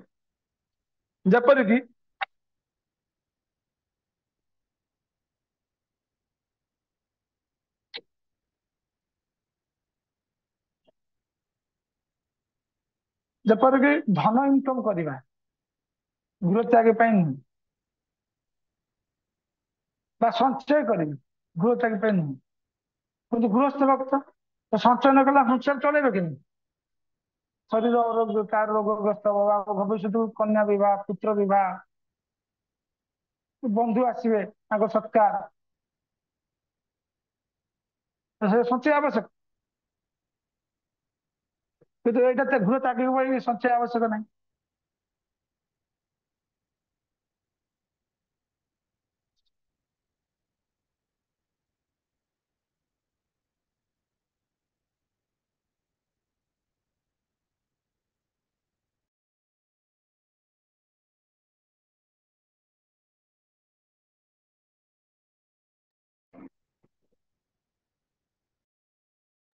हरे कृष्ण। हरे कृष्ण शुभुची। आज्ञा प्रभुजी। ଗୋଟେ କଲ୍ ଆସିଲା ତ ଆସିଲି। ଯେପରିକି ସନ୍ନ୍ୟାସୀ ବା ଗୃହତ୍ୟାଗୀ ବ୍ରହ୍ମଚାରୀ ଏମାନଙ୍କ ପାଇଁ ସମସ୍ତଙ୍କ ପାଇଁ ଗୃହସ୍ଥ ଭକ୍ତ ପାଇଁ ମାନେ ଅହିଂସା ହଉଛି ପରମ ଧର୍ମ। ଅହିଂସା ମାନେ କଣ? ଗୀତା ପଢା ହେଲା ବେଳେ ଏଇଟା ଭଲ ଭାବେ ବୁଝିବେ ତମେ। ଆସିବ ପ୍ରଶ୍ନ, ଅହିଂସା ମାନେ କଣ? କିଏ କହିପାରିବ? ପ୍ରଶ୍ନ ବି ଆସିବ ହରେ କୃଷ୍ଣ ପ୍ରଭୁ। ପରୀକ୍ଷାରେ। ହଁ ହଁ କଣ ରୁହ ରୁହ ଆ- ଶ୍ୟାମା ରାଶେଶ୍ଵରୀ ମାତା କୁହ ଅହିଂସା ମାନେ କଣ?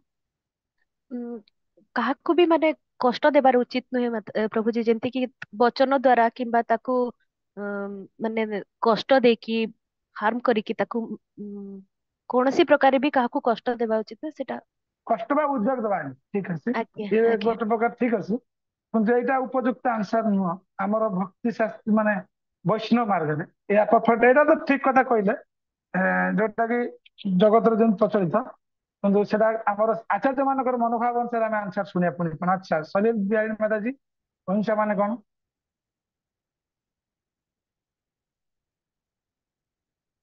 ଅନମ୍ୟୁଟ କରି କୁହନ୍ତୁ, ଅନମ୍ୟୁଟ କରି। ମ୍ୟୁଟ ଅଛନ୍ତି ଆପଣ, ଟିକେ ମାଇଣ୍ଡ ସେଟ୍ କରନ୍ତୁ। ହରେ କୃଷ୍ଣ। ମୋବାଇଲ ସ୍କ୍ରିନ୍ କି ଅନେଇକି କାମ କରିବେ। କଥା ହେଇସାରିବେ ପୁଣି ମ୍ୟୁଟ କରିଦେବେ। ଆଜ୍ଞା। କୌଣସି କୁହନ୍ତୁ। ଜୀବ ପ୍ରତି ହିଂସା ବା ଦ୍ୱେଷ ଭାବ ନ ରଖିବା ହଉଛି ଅହିଂସାର କାରଣ। ଠିକ ଅଛି।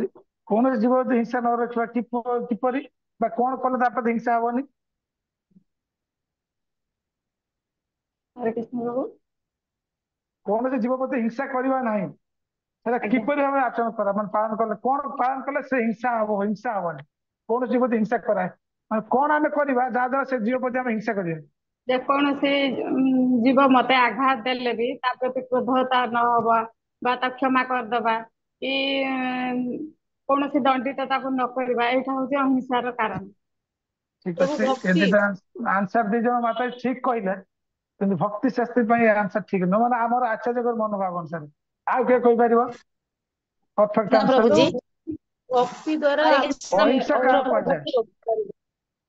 ଅହିଂସା ମୁଇଁ ଯାହାକୁ କହିଲେ ଆମେ ଅ, ଯାହାକୁ ଆମେ ଦେଖିଲେ ହିଂସା ଭାବ ଆସେ ତାହାକୁ କି ଅହିଂସା କୁହାଯାଏ ଆଉ।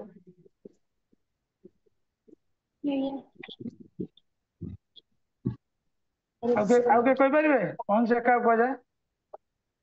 ହରେ ହରେ କୃଷ୍ଣ ହରେ ପ୍ରଭୁଜୀ। କୃଷ୍ଣ ପ୍ରଭୁ। ଜଣେ ଜଣେ କୁହନ୍ତୁ।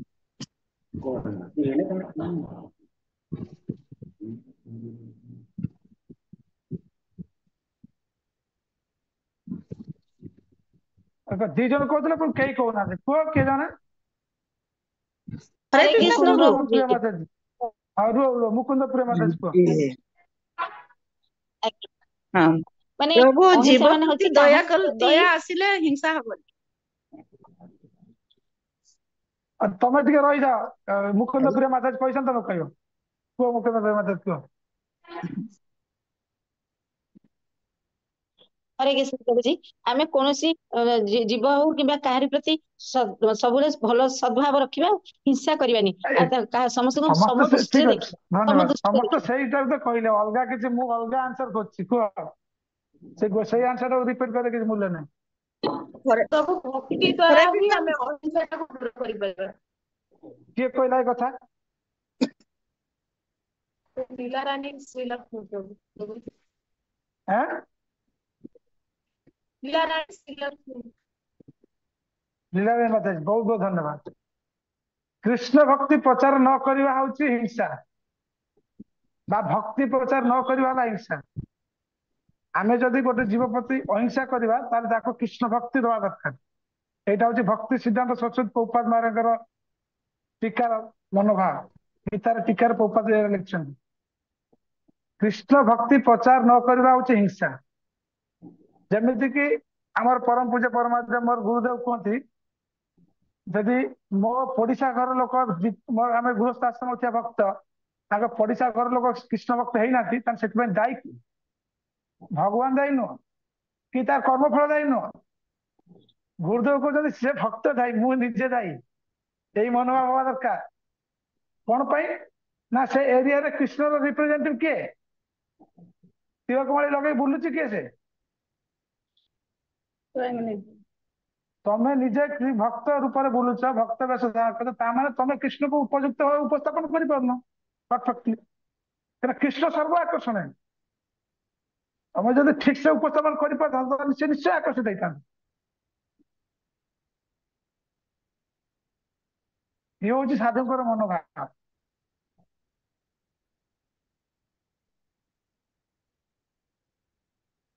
हरे कृष्ण प्रभु जी। हाँ माने कृष्ण भक्ति प्रचार करबा अहिंसा तार आंसर टा सही है ना अहिंसा प्रभु जी?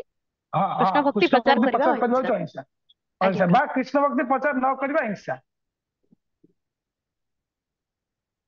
एटा हला आंसर प्रश्न आसले अहिंसा कौन एटा लिखिबे एटा लिखले मार्क मिले 2 मार्क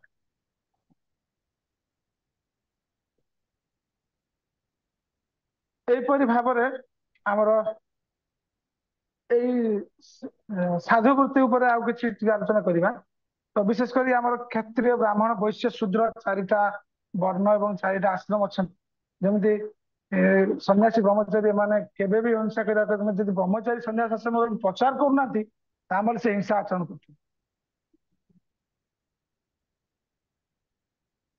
कर मुख्य कार्य प्रचार करी ब्रह्मचारी सन्यास आश्रम अच्छे कहते ब्राह्मण ब्राह्मणर 6टा काम যজন যাজন পঠন পাঠন দান प्रतिगण माने पठन पाठन पढ़े पढ़ेबे যজন যাজন निजे करेंगे एवं करे शिक्षा देवे दान नेबे एवं दान देवे ये ब्राह्मण कर्म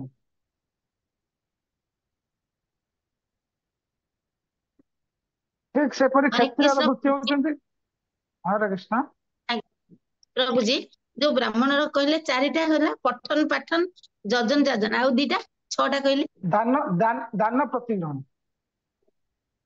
दान दान देवे एवं दान नेबे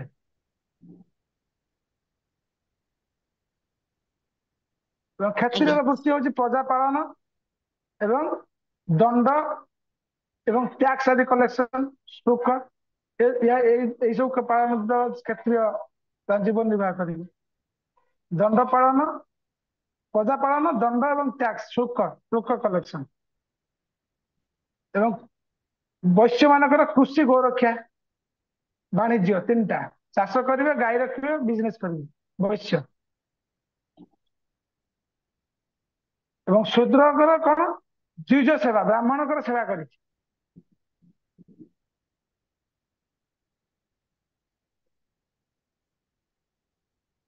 लास्ट को आउ गोटे जाति भगवान लिखुଛନ୍ତି आचार्य शंकर जातिर कौच कौन कूल प्रचलित वृत्ति शंकर जाति माने जो माने जो कौन कह भिलेन माने शबर ये सब माने बहुत उच्च जातिर लोक जो माने जेमिति हमर चैतन्य चेतामृत हम कहउतले बोधे गत क्लास रे कौन नारद मुनि जाबा जाइथिले कौन ना थिला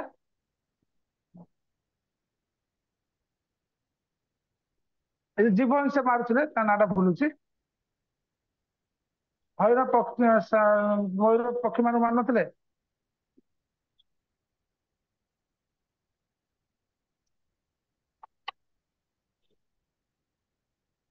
व्याध व्याध व्याध एमान कूल प्रचलित वृत्ति द्वारा जीवन यापन करते भाव बहुत किसी शिक्षा देते सर्टकट भाव में आम जी आज आम आस्वादन कले आलोचना कले ये 6टी कर्म द्वारा आम भक्ति अग्रगति हम तो मुख्य हूँ प्रथम हूँ उत्साह तापर निश्चय दृढ़ता तापर धैर्य उत्साह निश्चय धैर्य तत्तत्कर्म प्रवर्तन नवदा भक्ति जागरण तापर उत्साह निश्चय धैर्य तत्तत्कर्म प्रवर्तन तापर लाइन कौन वैजाकी कुआ शोकर संग संग त्याग त्याग गीता ततोपृष्टो सर्वविभक्ति प्रसिद्ध संग त्याग षडविभक्ति को संग त्याग करा प्रसिद्ध उचित को संग त्याग करा उचित के कहि परिबो ଅଭକ୍ତ ଗଣଙ୍କ ସଂଗ ସେମାନେ अभक्त ଭକ୍ତ गोटे ନୁହନ୍ତି। गोटे स्त्री संग ସଂସର୍ଗ ଅଭକ୍ତ ସଂଗ ସ୍ତ୍ରୀ ସଂଗ ଆଉ ସଂସାର ଆସକ୍ତି ଆଉ ଦ୍ରବ୍ୟ ଆସକ୍ତି। ଯଜ୍ଞ ଆସି अच्छा ठीक अच्छे हरे कृष्ण काली ना आसंता सोमवार को 4 5 6 3टा श्लोक पढ़ी आसी प्रभु ଛଅଟା କଣ आज्ञा ସଂଗ ତ୍ୟାଗ ପରେ 6ଟା ପ୍ରଭୁ କଣ 5 के पचारचंती माँ एटा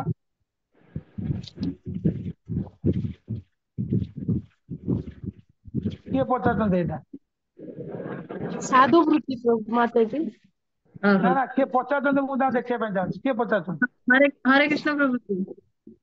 अच्छा 10 में जाने शोक पढ़ शोकटा पढ़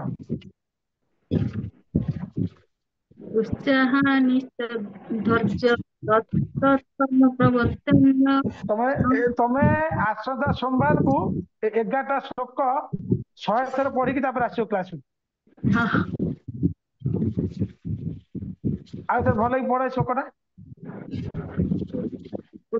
उत्साहान्ति धैर्य तत्कर्म प्रवर्तन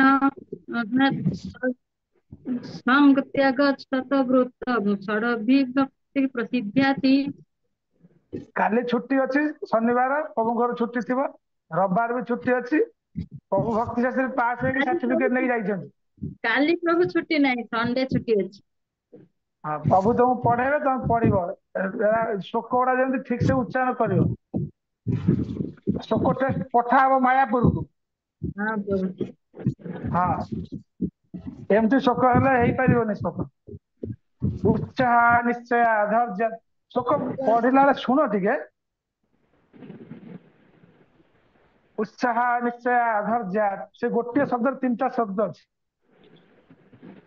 श्लोक पढ़िया ठीक शिखा से देख 2 मिनट भीतर जदि श्लोक पढ़ी न पार्छ श्लोक तले प्रभुपाद लिखि दे अनुवाद तो अनुवाद को आगे देख अनुवाद शब्द किपरि पार्टीशन मान पार्ट पार्ट भांगी उत्साहात लिखते फास्ट सेटा गोटे शब्द तापर निश्चयात गोटे धैर्यात गोटे एटा को देखि पढ़ले पढ़ीदब उत्साहात निश्चयात धैर्यात तत्त कर्म तापर प्रवर्तनात् संग त्यागात सत वृत्ते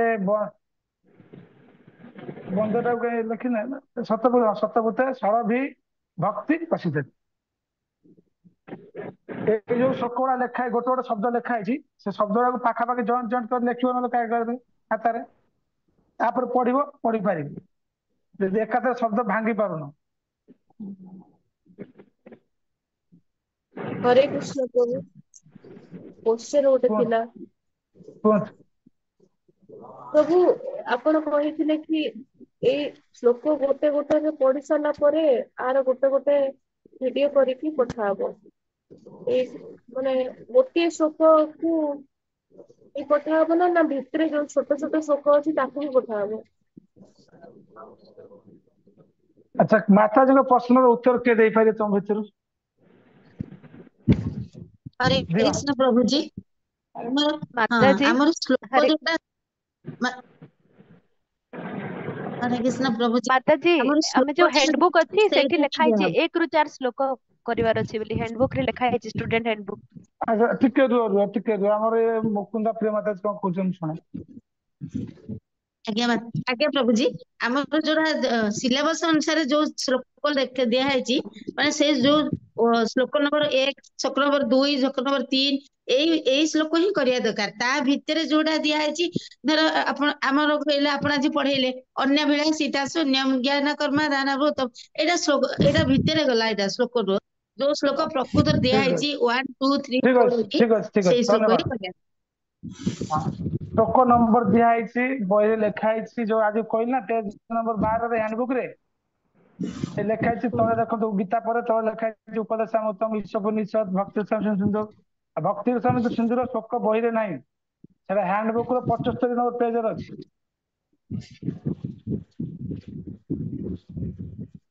ठीक अच्छे तेरे बुझिपारे आज्ञा प्रभु आपण जो फास्ट जोन क्लास करे ना हैंडबुक टा मु सेदिन हैंडबुक टा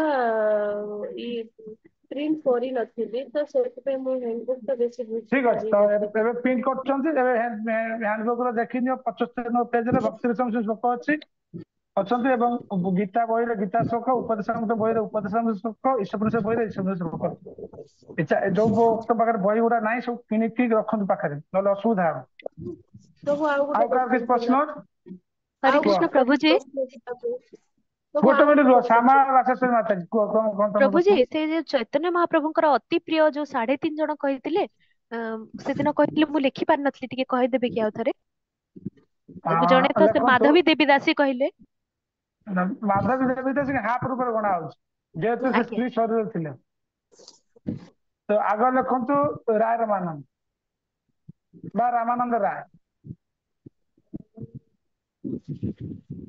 तापर स्वरूप दामोदर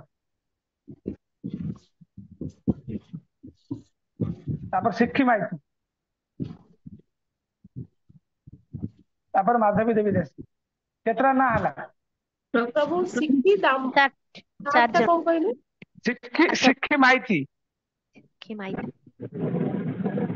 केतरा ना हला 4 ଜଣ ପ୍ରଭୁ जी 3.5 केमी दब पुणी 4 हो गला ଆପଣ କହିଲେ ଯେ ନାରୀ ହେଇଥିବା ଯୋଉ ହାଫ साढ़े ଦେଲେ 3 कहवा कथा ना आप प्रभु 3.5 हला बोली 3.5 ହେଲା ପ୍ରଭୁ जी क्षमा କରିବେ ପ୍ରଭୁ जी 3.5 धन्यवाद ହେଲା हरे कृष्ण प्रभु प्रभु माधवी देवी दासी ना हाँ ଦେବୀ ଦେବୀ ଦାସ 3.5 ହେଲା ପ୍ରଭୁ जी अच्छा आउ कार प्रश्न किसी हरे कृष्ण प्रभु कुहतु प्रभु आउ गोटे क्वेश्चन थिला प्रभु हाँ जदि कुहतु स्त्री जदि हेले ताहले से कोन अधारे कोन दिबे आपन को अर्धांगिनी कहउछि ना पूर्णांग कहउछि प्रभु अर्धांगिनी स्वामी रो कुआ जाउछि ना सो समस्त थोड़ी अर्धांगिनी हमरा अधा बोली मु एबे भक्ति रे अधा की माने मु गोटे स्त्री हेले भी कोन भक्ति रे अधा तमे भक्तिर अधा नुह भक्ति केबे अधा ही पारे ना भक्ति पूर्ण तो ईशोपनिषद प्रथम मंत्र आसीबो पूर्णस्य पूर्णमिदं पूर्णम पूर्णम उदच्यते तो भक्ति होची पूरा पूर्ण भक्ति केबे अधा हुएनी किंतु तमे तम प्रभुकर भक्तिर अधा नै जाउछ शास्त्र अनुसार सेई पे तमे हेलो अधा प्रभु स्वामींकर अधा भक्ति नेले आमे जो पूरा भक्तिटा करछु तो तांको पय करछु ना ना स्त्री भक्तिर कोड स्वामी पाएनी तो आमे स्त्री जदि पापर आ कोन स्वामी भागी शास्त्र जा कहूँ स्त्री जदि दुराचारिणी हुए पाप करे तार प्रभाव स्वामी ऊपर पड़े किंतु स्वामी स्वामी जदि जदि किसी पाप दुराचार काम आचरण करे करନ୍ତି स्वामी पाप जगह स्त्री ऊपर पड़िबनी पड़िबनी पिला स्त्री पर से भाग पड़िबो नबनी स्त्री पिला कई भाग नेबे क्या कर्म केवल स्वामी पुण्य फल स्त्री पुण्य फल पाए किंतु भक्ति एमती भक्ति जदि स्वामी जदि 16 माला जप कले से 16 माला पूर्ण फल पाइबे तापर स्त्री भी 8 माला फल पाइबे तामाने न भी स्वामी 16 माला 8 कमी गला 8 होला ना भक्ति रे 1 रु 1 गले 1 1 रे 1 मिसिले भी 1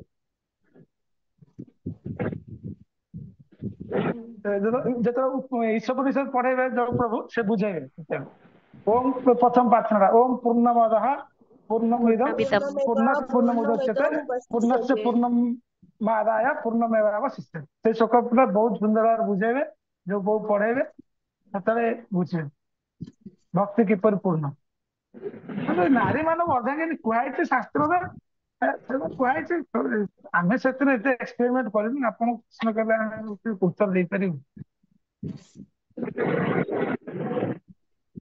आउ कोन प्रश्न अछि कुह प्रभु प्रभु आ गोटे राय रामानंद को आउ गोटे कोन को जाउଥିଲା कहले से उल्टा टाइटल टा आगे ना करे ना रामानंद आगे राय ना करे राय रामानंद रामानंद राय अच्छा अच्छा स्वरूप दामोदर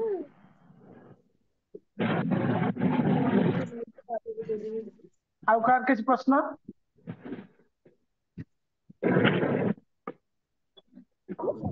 आसंता क्लास श्लोक नंबर 4 5 6 पढ़ी आसिए भल भाव श्लोक टे पाठ करूँ समस्त को अनुरोध ना पुणी आटलिस्ट ठीक श्लोक पाठ शिख श्लोक जी मन रो न रहा कथा जगत गुरु श्री प्रभुपाद महाराज की जय प्रतिपावन गुरुदेव की जय अनंत कोटि वैष्णव की जय भक्ति सॉरी उपद समुद्र ग्रंथ की जय भक्ति शास्त्री कोर्स की जय मायापुर इंस्टीट्यूट की जय निताई गौर सीतानाथ प्रेमानंद हरि हरि बोल। अच्छा आमर प्रभु आ गोटे क्वेश्चन थिला प्रभु कुहतु आपण जो कहितले एई जो क्वेश्चन गुड़ा को आ भितर जो क्वेश्चन अछि सेटा हैंडबुक रो कोठी करा जिवो सेटा भी अछि कि मेंशन रे। अच्छा हैंडबुक खोलो समझे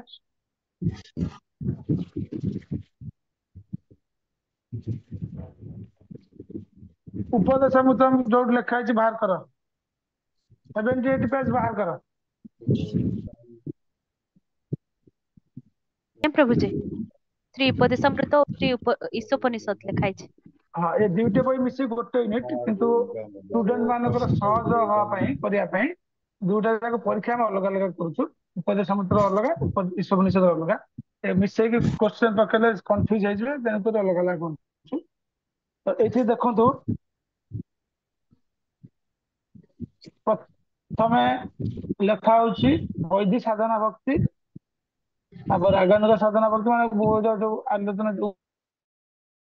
रूपरेख ये पढ़ो तापर लिखाई पूर्व स्वाध्याय बंद बही परीक्षार प्रश्नावली माने जो क्लोज बुक एग्जाम जोटा हम शॉर्ट क्वेश्चन परीक्षा यही प्रश्न भितर प्रश्न आसो यही प्रश्न गुड़ाक भूमिकार ये 4टी प्रश्न अच्छी आंसर तार भूमिकार अच्छी ये 4टी प्रश्न जो प्रथम प्रश्न जने पाठ करो कौन लिखाई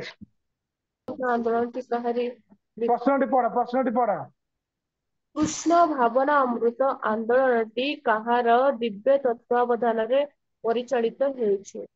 रूप किए उत्तर दे गोस्वामी पारिबो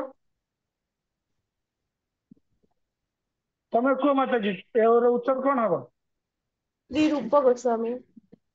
बहुत सुंदर बस एटा 1 मार्क भी 2 मार्क आछो खाली श्री रूप गोस्वामी लिखले भी यथेष्ट किछ असुविधा नहीं आ पूरा लिखा दरकार नहीं जे कृष्ण भगवान आंदोलन रूप गोस्वामी को तत्वावधान पूरा लिखले चलिबो नले खाली रूप गोस्वामी लिखिदेले भी चलिबो किछ असुविधा नहीं। प्रभु एठी लिखिदेले चलिबो कि खाता बही रे आउ गोटे तो खाता करके नोट तमर करके सेटा कौन लिखिदेबो कर तुम ऊपर डिपेंड कि परीक्षा रे आंसर खाता आमे जो खाता देखु से खातार उत्तर हेजा देखो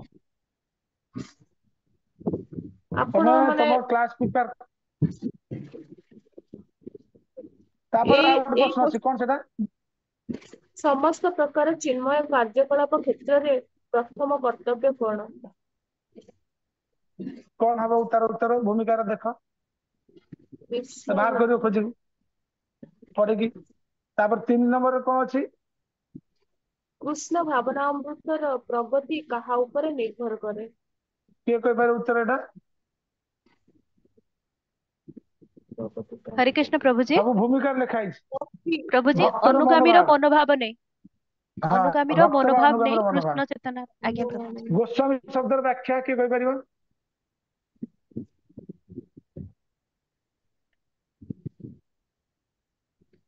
गो अर्थ प्रभु इंद्रिय।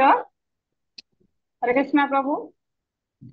को सुबुज गो अर्थ इंद्रिय इंद्रिय स्वामी अर्थ प्रभु।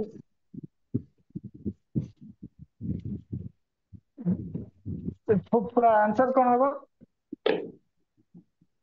जे इंद्रिय मानकर प्रभु ताको गोस्वामी कह जाए आज्ञा बा जे इंद्रिय मानक कंट्रोल संयम रखिचंती ताको गोस्वामी कह जाए आज्ञा श्लोक नंबर 1 ता तो लिखा है हमर 3 नंबर श्लोक पढ़ा सरलानी ए 3 नंबर श्लोक पर्यंत 16 नंबर प्रश्न पर्यंत उत्तर खाता रखिकी लिखि देकी गोटे गोटे जल्दी पढ़ा समय लिखिदेले तमर पढ़ा पर लिखिदेले निजे फ्री हो जिवो एटा ट्रिक जति पढ़ाला एटलिस्ट ता पर दिन घरे टाइम बाहर करके ए बंद होई परीक्षार प्रश्न सब उत्तर गुडा खोजिक बाहर करके लिखिया कथा लिखिले तमर अभ्यास हो जिवो परीक्षा कष्ट होबनी। ତାପରେ ଓପନ ବହି ବାହାର କର, ଯେହେତୁ ଆଜି ଡିସ୍କସ ଚାଲିଛି ସେଟା ଭଲ ବୁଝେଇଦବା। ତ ତା ତଳ ପେଜ ନମ୍ବର 81। 81 ଦେଖ, ଶ୍ରୀ ଉପମା ସମୂହ। এই যে উপমা লেখা ହେଇଛି ନା, ଦେଖିଲ? ଉପଦେଶ ହରିବୋଲ। ଅମୃତ ସମୂହ। ହଁ, ଏ ଉପମା ଯୋଉ ଲେଖା ହେଇଛି, ଏଇ ଯୋଉ ଲେଖା ଶ୍ଲୋକ 1, ସେଇଟା କଣ ଲେଖା ହେଇଛି ପଢ। ହାତୀ ନଦୀରେ ଖୁବ୍ ସୁନ୍ଦର ଭାବରେ ସ୍ନାନ କରେ, କିନ୍ତୁ ସ୍ନାନ ପରେ କୂଳକୁ ଆସି ସମସ୍ତ ଦେହରେ ଧୂଳି ଫୋପାଡ଼ି ଦିଏ, ତାହେଲେ ସେହି ଧରଣର ସ୍ନାନର କଣ ପ୍ରୟୋଜନ?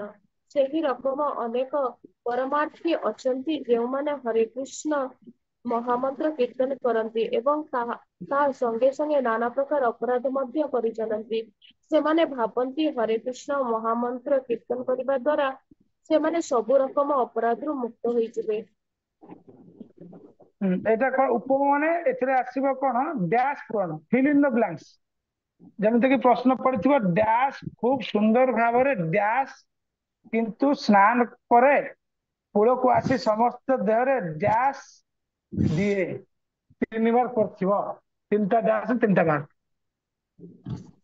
ତ ଲେଖା ହବ ହାତୀ ନଦୀରେ ସ୍ନାନ କରେ, ତାପରେ ଲାଷ୍ଟ ଡ୍ୟାନ୍ସ ଅଛି ଧୂଳି ଫୋପାଡି। ଏଇଟା ଟୋଟାଲ ଟା ସବୁ ମନେ ରଖିବା ପାଇଁ ପଡେ, ପଢି ପଢି। ଏଇ ଯୋଉ ୟା ଭିତରୁ 2ଟା 3ଟା ଡ୍ୟାସ୍ ପୂରଣ ଆସିବ, ଫିଲ୍ ଇନ୍ ଦ ବ୍ଲାଙ୍କ୍ସ। ଯୋଉ ଶବ୍ଦଟା ବ୍ଲାଙ୍କ ଥିବ ସେଇ ଶବ୍ଦଟା ତମେ ଲେଖିବ, ଯୋଉ ଶବ୍ଦ ଛାଡି ଦିଆଯାଇଥିବ ସେ ଶବ୍ଦ ଲେଖିବ। ଏଇଟା ହେଲା କ୍ଲୋଜ ବୁକ୍ ଏକ୍ସାମ। ଉପର ଯୋଉ ସର୍ଟ କୋଶ୍ଚେନ ଏବଂ ଉପମା, ଏଇଥିରୁ ହବ କ୍ଲୋଜ ବୁକ୍ ଏକ୍ସାମ। ତା ତଳକୁ ଆସ, 82 ନମ୍ବର ପେଜ। 82 ପେଜରେ ଲେଖା ହେଇଛି ଖୋଲା ବହି ପରୀକ୍ଷା, ଯୋଉଟା ଆସାଇନମେଣ୍ଟ ବା ଏସେ ଆକାରରେ ଲେଖିବ, ରଚନା ଭଳିଆ ପ୍ରବନ୍ଧ। ପ୍ରଶ୍ନ 1 ପଢ ଜଣେ, ଆଉ ଜଣେ ଭକ୍ତ ପଢ ପ୍ରଶ୍ନ 1। ପ୍ରଶ୍ନ 1, ଉପଦେଶାମୃତର 1 ନମ୍ବର ଶ୍ଲୋକ ଅନୁଯାୟୀ 6 ବେଗ ନିୟନ୍ତ୍ରଣ କରିବାର ଗୁରୁତ୍ୱ ଉପରେ ଆଲୋଚନା କରନ୍ତୁ। ଏହି 6 ବେଗ ନିୟନ୍ତ୍ରିତ କରିବାକୁ ଆପଣ କଣ ବାସ୍ତବିକ ପନ୍ଥା ଗ୍ରହଣ କରିବେ? ତା ତଳେ କଣ ଲେଖା ହେଇଛି ଡାହାଣ ପଟ ବ୍ରାକେଟ ରେ? ବ୍ୟକ୍ତିଗତ ପ୍ରୟୋଗ। ବ୍ୟକ୍ତିଗତ ପ୍ରୟୋଗ ମାନେ କଣ? ନିଜର ନିଜର ନିଜର ଇଣ୍ଟରପ୍ରିଟେସନ ଦେବା। ନିଜର ଭାବନାଟା ଆଜ୍ଞା। ପ୍ରକାଶ କରିବ। ନିଜେ କିପରି ନିଜ ଜୀବନରେ ଆଚରଣ କରିବ ସେଇଟା ଲେଖିବ। ଆଜ୍ଞା। ତ ଏଇଟା ଶ୍ଲୋକ 1 ଆମର ପଢା ସରିଛି, ତମେ ଏବେ ଲେଖିପାରିବ। ଏଇଟା 400 ଶବ୍ଦ ଭିତରେ ଲେଖିବ, 400 ୱାର୍ଡସ। 400 ଶବ୍ଦ ଭିତରେ ଲେଖିବ। ଉପଦେଶାମୃତର ଶ୍ଲୋକ 1 ଅନୁଯାୟୀ 6 ବେଗ ନିୟନ୍ତ୍ରଣ କରିବାର ଗୁରୁତ୍ୱ ଉପରେ ଆଲୋଚନା କରନ୍ତୁ। ତ ଏଇ ଆସାଇନମେଣ୍ଟ ଲେଖିବା ପାଇଁ ହ୍ୟାଣ୍ଡବୁକ୍ ରେ ଫାର୍ଷ୍ଟ ଏକ୍ସାମ୍ପଲ ଦିଆଯାଇଛି, କେମିତି ଲେଖିବ ତାକୁ ଟିକେ ପଢିବ। ଗୋଟେ ଏକ୍ସାମ୍ପଲ ଦିଆଯାଇଛି 1-2ଟା, ଯେମିତି କି ଫାର୍ଷ୍ଟ ଲେଖିବ କିଛି ଭୂମିକା। ଏଇ 6ଟି ବେଗର ଭୂମିକାକୁ ଗୋଟେ ପାରାଗ୍ରାଫ ଲେଖିବ ସର୍ଟକଟ ରେ। ତାପରେ 6ଟି ବେଗର ଡିଟେଲ୍ସ ବ୍ୟାଖ୍ୟା ଦବ। ବାଚ ବେଗ କଣ, କାମ କ୍ରୋଧ ବେଗ କଣ, ଜିଆ ବେଗ କଣ, ଉଦର ବେଗ କଣ, ଉପସ୍ଥ ବେଗ କଣ, ଏସବୁ ତାର ବ୍ୟାଖ୍ୟା ଦବ। ତାପରେ ପୁଣି ନିଜେ ଲେଖିବ, ମୁଁ ଏଇ ବାଚ ବେଗକୁ ଏଇପରି ଭାବରେ କଣ୍ଟ୍ରୋଲ କରିବା ପାଇଁ ପ୍ରୟାସ କରିବି। ବ୍ୟକ୍ତିଗତ ମାନେ ମୁଁ ନିଜେ। ସମାଜରେ କେମିତି କରିବ ସେଟା ତମେ ଉପଦେଶ ଦବନି, ତମେ ସାର ହେଇଯିବନି। ଦେଖିବ ଡାହାଣ ପଟେ କଣ କଣ ଲେଖା ହେଇଛି, ଯୋଉଟା ବ୍ୟକ୍ତିଗତ ପ୍ରୟୋଗ ସେଟା ନିଜେ, ଯୋଉଟା ଅନୁଭବ ସେଟା ତାଙ୍କର କଣ ଅନୁଭବ କରିଛ। ଆଉ ଏ ସବୁ ବ୍ୟକ୍ତିଗତ, ଏ ତ ସବୁ ବ୍ୟକ୍ତିଗତ। ଆଉ ଲାଷ୍ଟ ଅଛି ମୁଡ ଆଣ୍ଡ ମିଶନ, ମନୋଭାବ ଉଦ୍ଦେଶ୍ୟ। ଏଇ 7ଟାରୁ ଯେକୌଣସି 2ଟା ଲେଖିବା ପାଇଁ ପଡିବ। ଯେକୌଣସି 2ଟା ପ୍ରଶ୍ନର ଉତ୍ତର 400 ଶବ୍ଦ ଭିତରେ ଲେଖିକି ସୁନ୍ଦର ଅକ୍ଷର କରିକି ପାରାଗ୍ରାଫ ସିଷ୍ଟମ କରିକି ଲେଖିକି ପଠେଇବ। ପ୍ରଥମେ ଲେଖିବ ଭୂମିକା, ତାପରେ ଅଣ୍ଡରଷ୍ଟାଣ୍ଡିଂ ଡିଟେଲ୍ସ ବୁଝେଇବା, ଲାଷ୍ଟକୁ ପୁଣି କନକ୍ଲୁଜନ ବା ସାରାଂଶ ଉପସଂହାର। ଏବଂ ଏଇ ଲେଖିବା ଭିତରେ ଗୀତା, ଭାଗବତମ, ଚୈତନ୍ୟ ଚରିତାମୃତ, ଉପଦେଶାମୃତମ, ଈଶୋପନିଷଦ, ଯାହା ଆମର ବୈଦିକ ଗ୍ରନ୍ଥ ସବୁ ଅଛନ୍ତି, ବା ପ୍ରଭୁପାଦଙ୍କର ଲେକ୍ଚର ବା କନଭରସେସନ ମାନେ କଥୋପକଥନ, ବା ଆମର ଅନ୍ୟ ଆଚାର୍ଯ୍ୟ ଯେପରି ଜଗନ୍ନାଥ ସ୍ୱାମୀ ଗୁରୁ ମହାରାଜ, ବା ଲୋକନାଥ ସ୍ୱାମୀ ଗୁରୁ ମହାରାଜ, ବା ଗୋପାଳ କୃଷ୍ଣ ଗୁରୁ ମହାରାଜ, ବା ଗୋବିନ୍ଦ ମହାରାଜ, ଯେକୌଣସି ଗୁରୁ ଆଚାର୍ଯ୍ୟଙ୍କର ପ୍ରବଚନ ବା କଥୋପକଥନରୁ ଏକ୍ସାମ୍ପଲ ଦେଇପାରିବ। ଭଲ ଭଲ ପଏଣ୍ଟ। ଯଦି ପୁରା ପ୍ରଭୁଜୀ କୋई ଶ୍ଲୋକ ବୈଷ୍ଣବ ମନେ ନ ଭଜନର ବି ପଡୁଛି, ଏକ୍ସାମ୍ପଲ ଦେଇପାରିବେ? ହଁ, ଯଦି ପୁରା ଶ୍ଲୋକ ମନେ ନାହିଁ ତାର ଶୋକର ଗୋଟେ ଅଂଶ ମାନେ ଗୋଟେ ୱାର୍ଡ ଗୋଟେ ଶବ୍ଦ ବି ଲେଖିପାରିବ। ଏଇ ସବୁ ଲେଖିଲେ ମାର୍କ ଭଲ ଆସେ। ଏଇ ଓପନ ବୁକ୍ ହିଁ ମାର୍କ ଟାଣେ ମାନେ ଅଧିକା ଆଣେ। ଏଇଟାକୁ ଯେ ସୁନ୍ଦର ଭାବେ ଲେଖିବେ ତାର ଭଲ ସବୁଠୁ ଭଲ ମାର୍କ ରହେ। ପ୍ରଭୁଜୀ ହରେ କୃଷ୍ଣ ପ୍ରଭୁଜୀ ଇଏ ଆଜ୍ଞା ମା ସବୁ କେବେ ହବ କେବେ ଆକୁ କରିବାକୁ ପଡିବ କେବେ ଆର ଏକ୍ଜାମ ତମେ ହବ? ଏବେଠୁ କରିପାରିବ। ତମ ଶୋକ 3 ପଢା ସରିଲାଣି ଅଲରେଡି। ତମର 1 ନମ୍ବର କ୍ୱେଶ୍ଚନ ହେଇଯାଇଛି। 2 ନମ୍ବର କ୍ୱେଶ୍ଚନ କଣ ଲେଖା ହେଇଛି? ଭକ୍ତିମୂଳକ ସେବା କ୍ଷେତ୍ରରେ ସେଟା ପଢିଲେ ଜଣେ ଜଣେ ଭକ୍ତକୁ ଭକ୍ତିମୂଳକ ଅତ୍ୟାହାର ପ୍ରୟାସ ସେବା ଏଟା ବି ପଢା କ୍ଷେତ୍ରରେ ସରିଛି। ଏଟା ବି ପଢା ହଁ ସରିଛି। 2 ନମ୍ବର ଆଜ୍ଞା ଶ୍ଲୋକ ପଢା ଏଇଟା ପଢା ସରିଲାଣି। ହେଇଛି। ତାପରେ 3 ନମ୍ବର ଶ୍ଲୋକ ବି ପଢା ତିନି ସରିଲାଣି। ତିନି ନମ୍ବର ବି ପଢା ଚାରି ହେଇଗଲାଣି ଭକ୍ତିମୂଳକ ପ୍ରଶ୍ନ ସେବା ନମ୍ବର କ୍ଷେତ୍ରରେ ଭକ୍ତ 4 ସଂଘ ପର୍ଯ୍ୟନ୍ତ ଆମର କରିବା। ପଢା ସରିଲାଣି। ପ୍ରଶ୍ନ ନମ୍ବର 4 ପର୍ଯ୍ୟନ୍ତ ଆମର ପଢା ସରିଲାଣି। ଆମେ ଆକୁ ତ ଏବେ ଆପଣ ମାନେ ଲେଖା ଆରମ୍ଭ କରିପାରିବେ। ଆଜ୍ଞା ପ୍ରଭୁ।